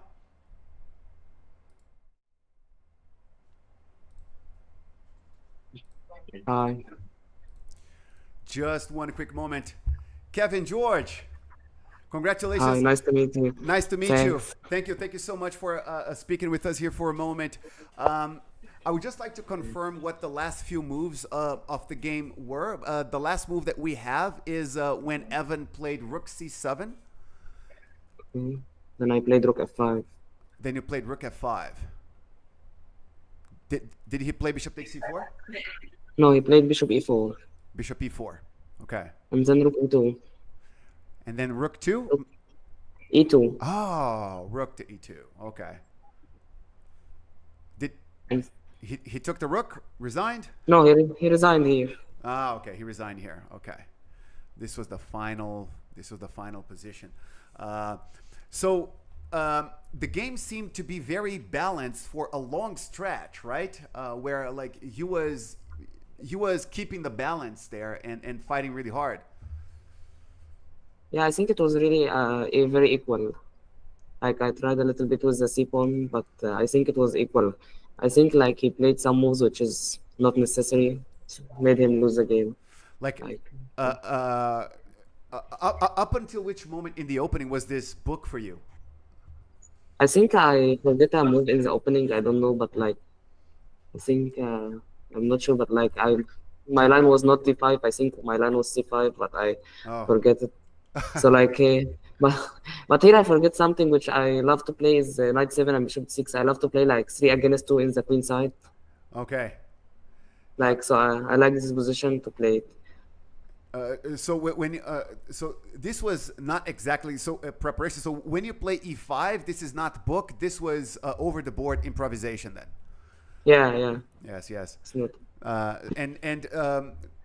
These types of pawn structures, like usually, if white finds a way to mobilize the central pawns, black can be in a little bit of trouble in the middle game. But he was never really able to get those pawns moving, I felt that he was starting to get into a little bit of trouble when I saw this position. I felt like it looks just a little bit awkward, the knight blocking the bishop and him not being able to mobilize his pawns. What did you feel like you were starting to get the advantage here? I'm not sure, like, but I thought he will play knight e3 and knight d2 and bishop d2, bishop c3, and they have some ideas of knight f5. So I was not sure, like, I was better here or not. But like, I think maybe even rook e1, not knight e3 is not good. Also, like, I will play bishop e6, and I'm not sure, but like, I think, like, if rook e1, bishop e6, if e4, there is queen b4. Like what he will play. Oh, nice. Yeah. I think knight d2 and then his pieces is very like. Yes, I mean, but not very good. Yeah. Yeah, if he has to play knight d2, that means he has to be at least a bit worse, of course. Yeah, I think so. Yeah. So you saw this move during the game, queen b4? Yeah, I thought if he played rook e1, I would play bishop e6, and I think I am.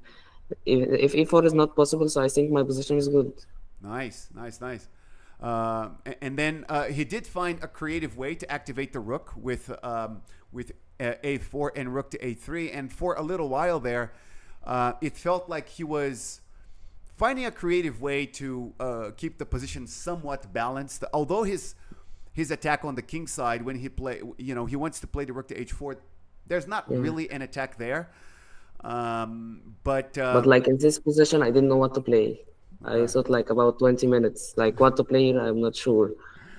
So let's have the engines on in this diagram here for an evaluation. Okay, so the engines are evaluating this, Kevin, as 0.00, and it's like you have 7 moves that keep this at 0.00, completely equal. Rook a6, bishop to b3, even queen to f8.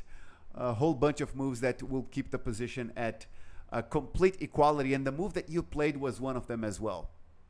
Okay, good. Yeah, I think I was trying knight d7, but I think here it is totally equal. Yeah, like I was trying a little bit, but like queen c5.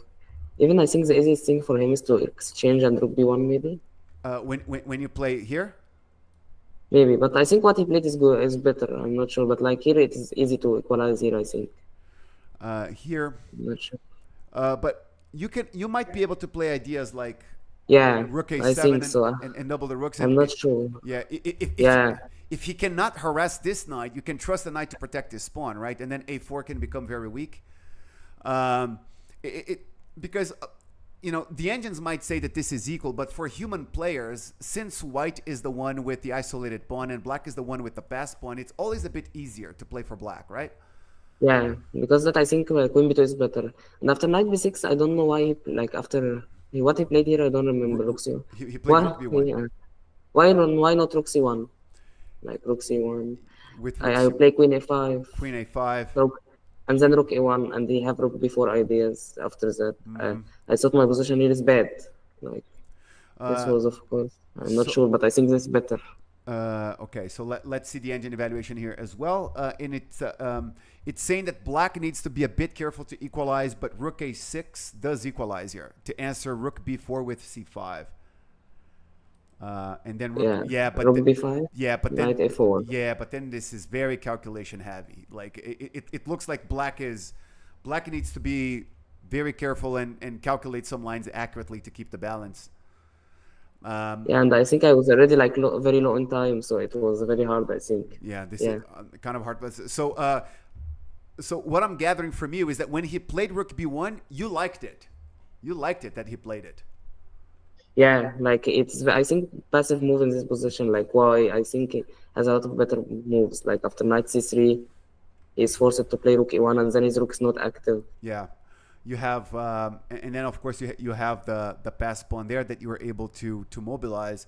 It's interesting to see that during the game the engine was evaluating this diagram as completely equal. And I mentioned to the audience that it's a little bit strange because for a human player it really feels like black is certainly a little bit better here. Yeah, but I think it is like I don't know, but like after g6, if he played rook b6. After g6. Like there are some ideas that may equalize easily, like c5, and then maybe rook d6 to play knight d5 and exchange. Okay. To be equal also. I'm not sure, but like. Yeah. But I think I was trying like to make the position harder for him. Of course, yeah. It got to that point where players start to get low on time, and you want practical chances at least, right, to be able to play for a win.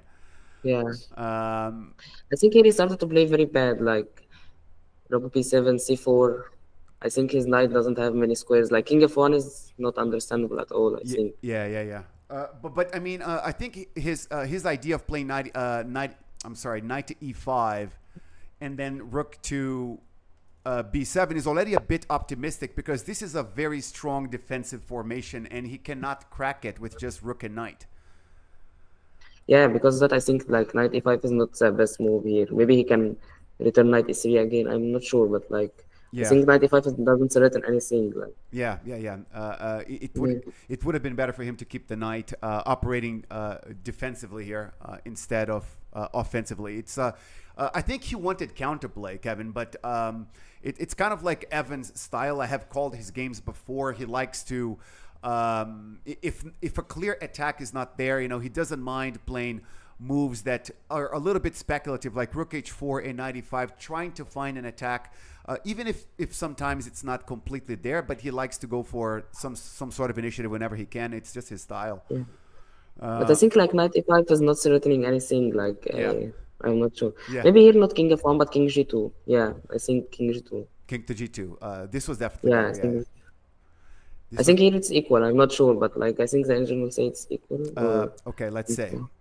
Let's have the engines here again. White plays the king to g2. The engines say it's only slightly better for black unless you play rook d2. Then it's a much better. Minus 1.70 with this move here, followed by knight to a2 and then c3, and that's the coordination we want.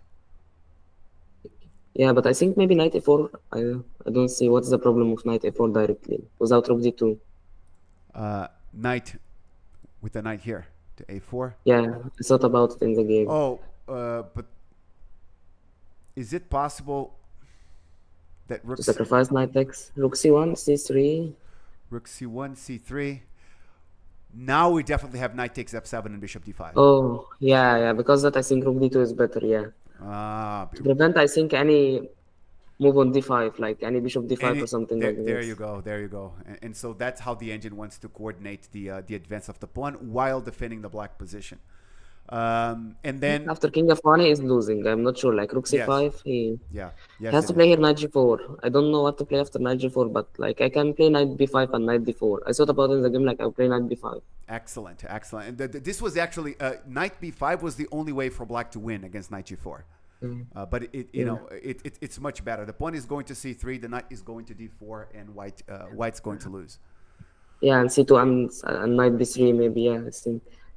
Nice. Yeah, I think so. It's better. But after knight 6, bishop h3, Bishop h3 king now. g1. Now it's really over. Yeah, I think it's. But I don't know what after king h1. Here? Maybe to make for him some chances. Like well, I was already flagging, so I don't know what to play. You can go for the passed pawn if the attack is not. But I think knight b4 here. Yeah, I calculated. I think knight b4. Knight b4, then rook b2, probably. I can take with the bishop takes e2, rook e5. Yeah, I think so. Bishop takes e2, rook e5. Yes. Oh yeah, so it's winning. Yeah. So the.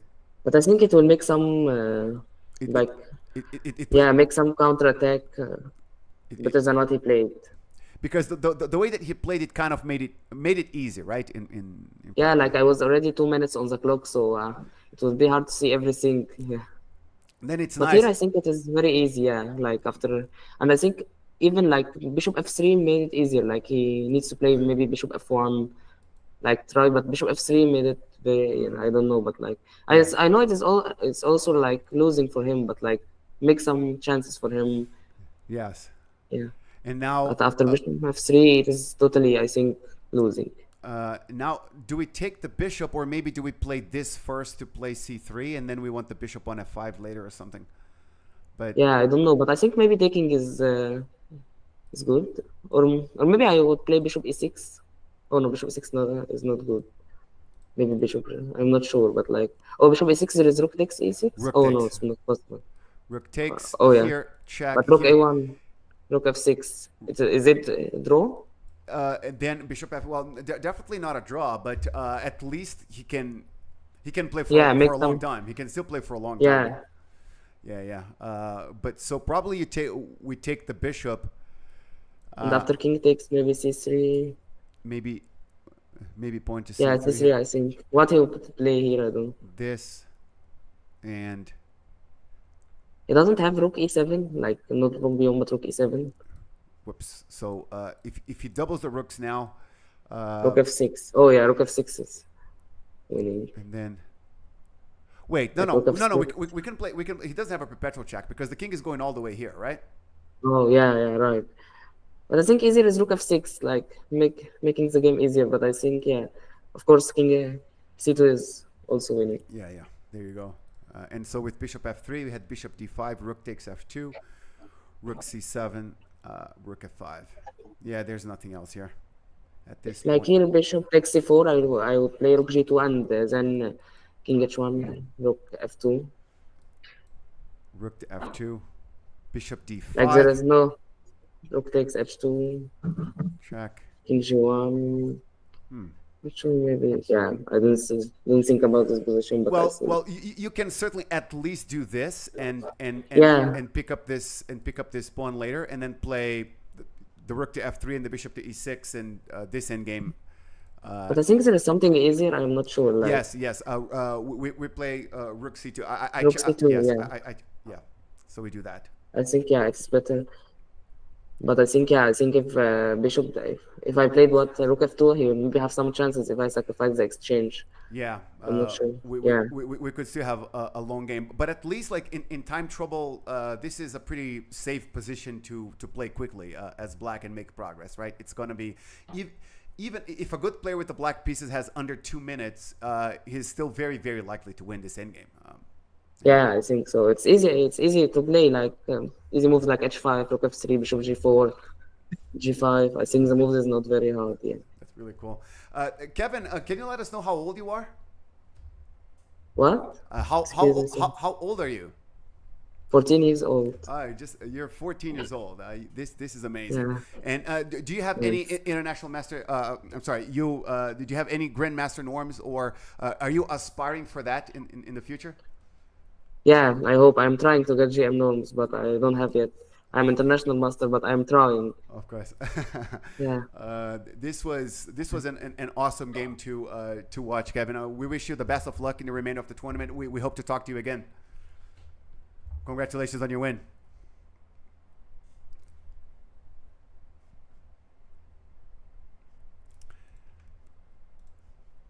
Looks like we had lost the connection with Kevin just for a moment there at the end. Andrew Tang has won his game as well. We'll see if we'll be able to get a word with Andrew. Let's take a look at the final moves here. So he plays.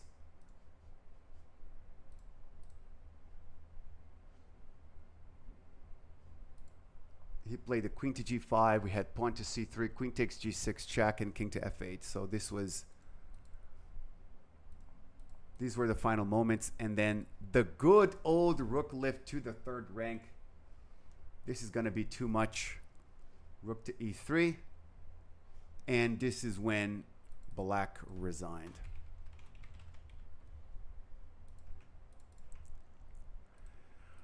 I don't recall the last time I saw this happen.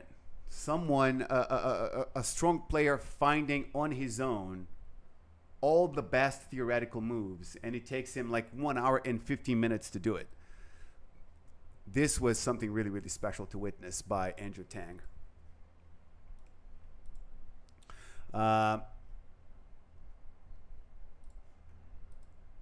Mark Dodona did get a draw with Aaron Jacobson. Let's take a look at the final few moves there. Actually, the game had ended exactly at the moment we had stopped on move 38 when Black played rook takes g4.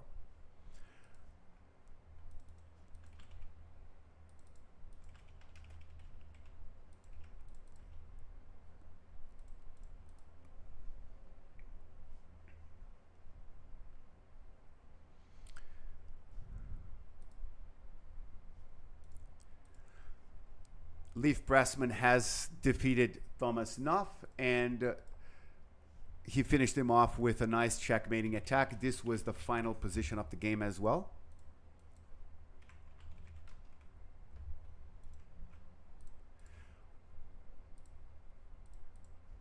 With rook e4 check. And we're going to have a checkmate after f takes e4, rook takes e4 check, king to f5, and queen g6 checkmate. So this is the reason why Thomas Nuff resigned his game.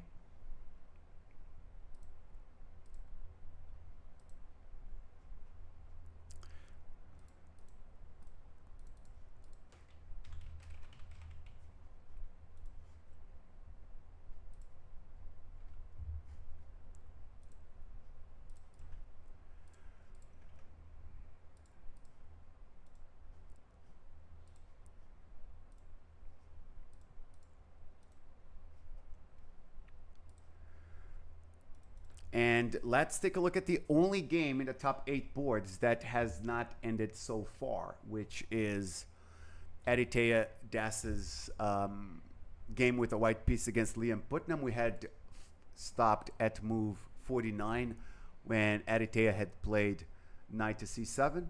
And Liam Putnam is going to try to convert this endgame. Black is much better. It's a clean advantage of 1 pawn. Knight d5 check. King to f8 and king to h1.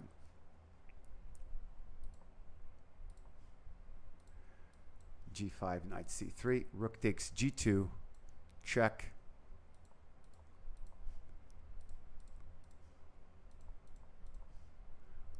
White is trying to get a draw by repetition.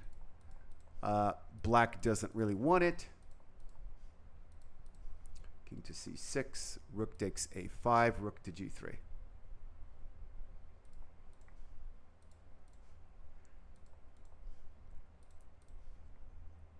Check and rook e3, rook a6 check, king to c7, knight f6, king to b7, and rook to d6.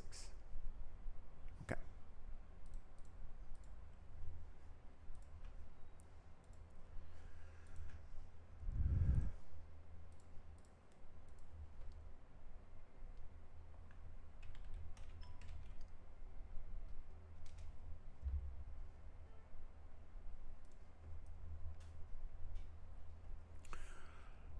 Let's follow along. These are the final moments of round number 2.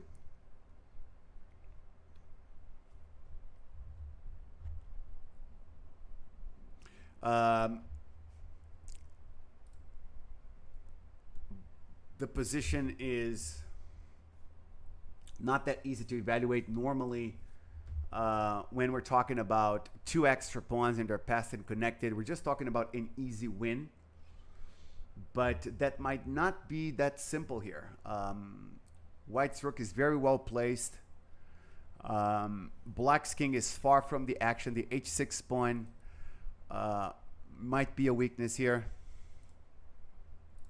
This might not be so simple to convert.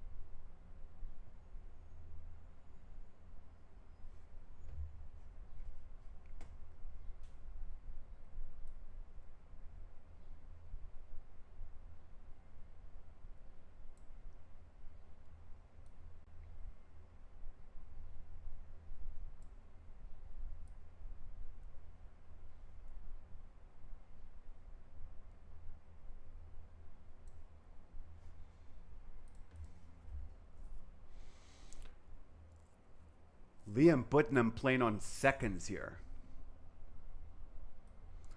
That makes it that much harder to win. Less than a minute, and the opponent has over 18 minutes.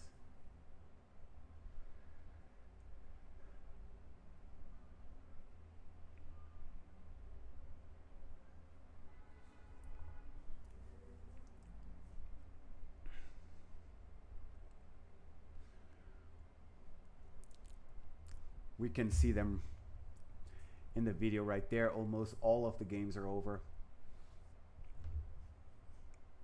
Rook e6, rook f3 check, king to g1, pawn to g4, and knight to h5.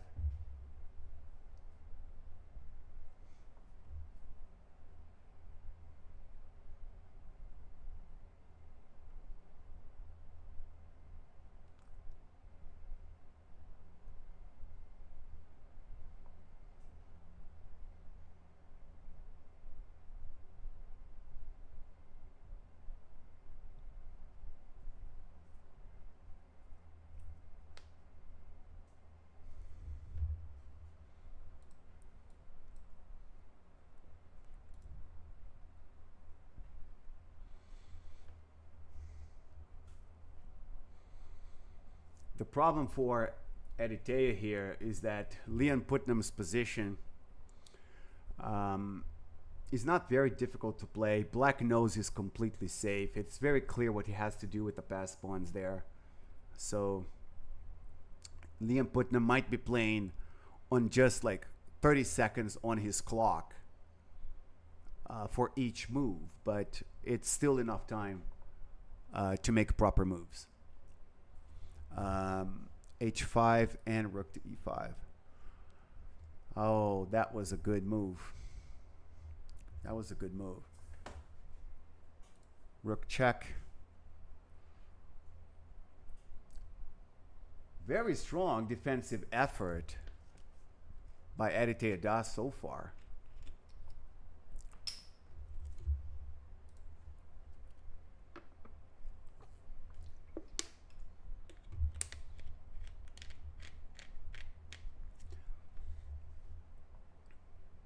H5 has become a problem, and this is a trap. The knight cannot take this pawn because rook h3 check will pick up the knight while defending f5, and black would win.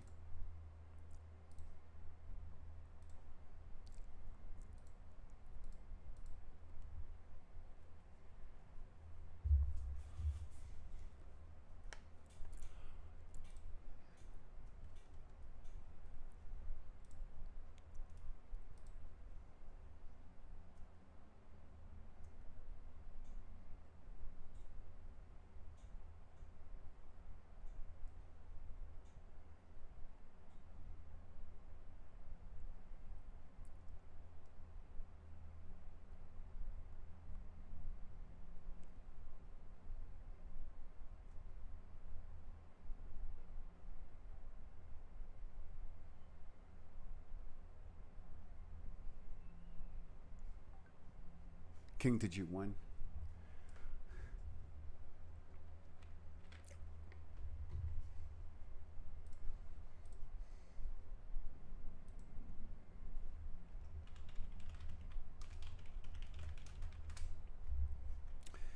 And looks like we have the treat of one more player to interview, and that is Mark Dodona, who was able to get a draw with the black pieces against international master Aaron Jacobson here.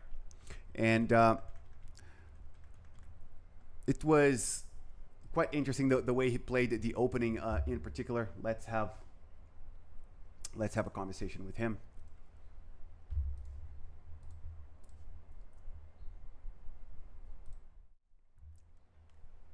No. Hello? Hello, Mark. Can you hear us? Yeah. This was All set. congratulations on a fine result. Cannot feel bad to get a draw with a black piece against a player off that level. Mm-hmm. Did you feel during the game that like you were in like danger at any moment there? No, I never felt I was in danger. At the moment I traded queens with queen d6, I was like, okay, this could start to get bad if I try too hard to push for a win. Yeah. So I decided to cash out for a draw, but yeah, no, I never thought I was in danger. No, yeah, no, and you're completely correct. There wasn't a single moment where you were in danger there. I wanted to ask you, because you played the opening in a very creative way and very ambitious with the early queenside castling. Up until which point was this book for you? I was out of book on move 2. Oh, there you go. So no, I was just winging it. Yeah, I looked at, I was preparing some Najdorf line, and then I was trying to invite him into it when he played knight f3, I played c5, but he wasn't going for it. Of course. Yeah, no, normally against like the English, I go e5. So, yeah. Okay. So when he plays c4, then you cannot play your favorite pet lines of the English anymore. You have to improvise. And yeah, it seemed like you were very game for it. The idea of castling queenside here was actually a strong one. Your position was fully sound.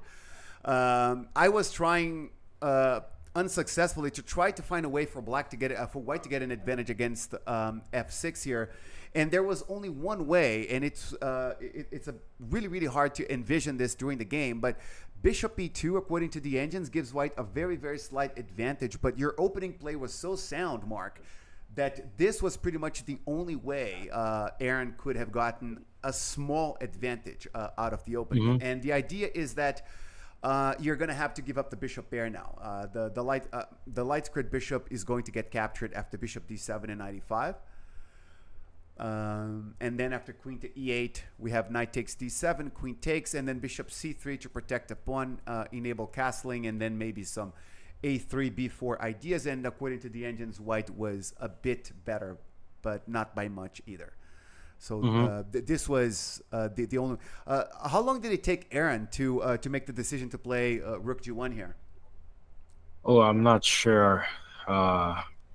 Not terribly long, but it wasn't a quick move either. Yeah. I was actually like, I saw bishop e2, and I had that instinct that I didn't see that line you put on the board, but I thought that might give him a bit of an advantage. So I was pretty happy when he played rook g1. And I didn't. Yeah. And he was certainly hoping you would give up the bishop pair. He wanted to play. He wanted to play this endgame, and you were very right to avoid it because it's a very unpleasant endgame here. Yeah, if you go for I was pretty undecided, sorry. No, I was just mentioning that the fact that black's position is solid for the moment being is actually does not mean all that much, because white's light squared bishop and domination of the light squares should really make this endgame very unpleasant for black in the long run. And your decision to play bishop d7 was the very best one. Keep more pieces on the board, and the engine actually was evaluating this as a slight advantage for black. So we had c4, c takes d4, e takes d5, and e5. And maybe he didn't expect you to play so aggressively in an opening when you're out of book. But everything that you were doing here, Mark, this was completely sound according to the engines, and you actually had a big advantage here. Yeah. Okay. Yeah, I want to see that. Okay, so here's how this works. We had the critical position when you played bishop before check, and Aaron played the knight to d2. And so what the engines wanted to do here was not trade the queens and not take on d2, either play the queen to h6, and only after a3, now you trade everything combined here, and then you play the bishop to e6, and that pawn is gone. Mm. So that's the difference. And what happens after d takes c6? Yes, and then after d takes c6, bishop takes c6. Yeah. And he can play the bishop to c1 to protect the knight. This becomes super hard to evaluate. But this idea of playing e4, rook h e1, and e3 wins the game for black. Black is completely winning. Okay. But this is extremely difficult to see because, when I looked at this position, I felt, no, white's going to play the queen to e2, and what's the big deal? And the Indians were like, yeah, about -4 points worth of big deal because there's no way to stop e3 coming in a big way. And this is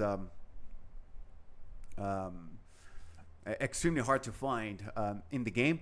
And after bishop takes d2 and knight d4, the evaluation was that of equality. And if I'm not mistaken, you guys played the game extremely well from this point onwards, to such an extent that throughout the last 20 moves of the game, nobody really gave anybody a chance. His idea, his king on d2, maybe you felt that during the game, that like it's quite weird for white to have a king on d2 like that, but it was actually safe enough that he's not lost. Yeah. So we had this entire sequence here that was fully correct, and it was kind of like a lot of this is about when you played a5, this was completely correct, and it's the real question is if black wants to trade the queens or not, and there's no reason not to. If you want to cash out on a draw like you mentioned, there's no reason not to play the queen to d6 here. This rook in game is safe.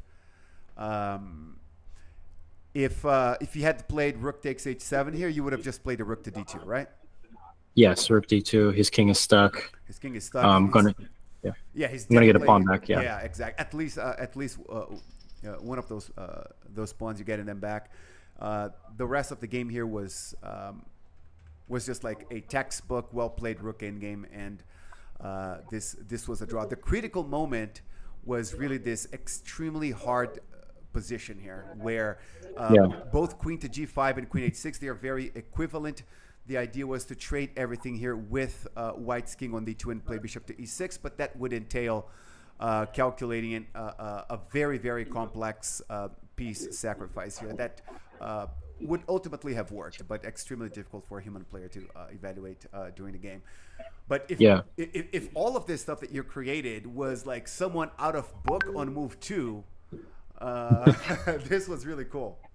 Yeah, no, I'm pretty happy with how I played. I'm happy with how the game went. Yeah, I think this idea is a little bit above my pay grade for now. Yeah, but mine too, to be honest. Because when I looked at it, it's like, no, this is a bit speculative. That was my first instinct here too. This was pretty awesome, Mark.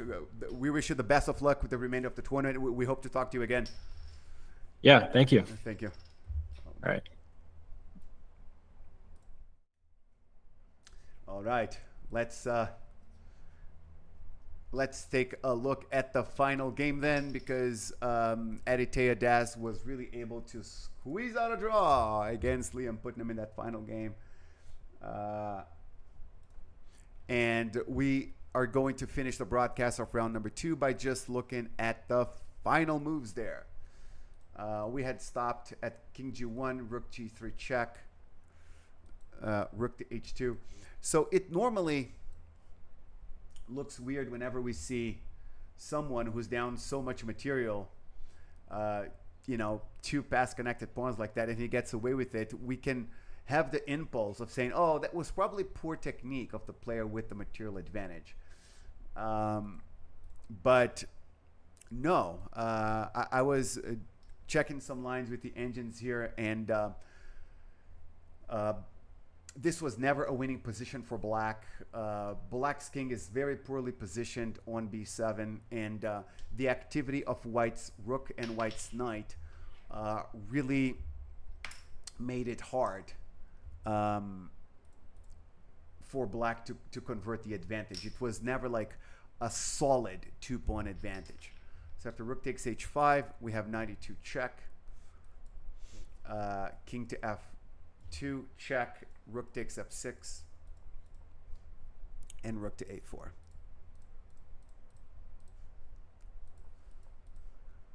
King to f2 and king to c6, and a draw was agreed, because after this, then we're going to have king to g3, rook takes g4, and there is no way for anybody to improve. This was round number 2 out of 7, guys. The next round begins in 1 hour and 10 minutes at 5:30 p.m. Eastern time, and I will see you all there. Thank you for being with us.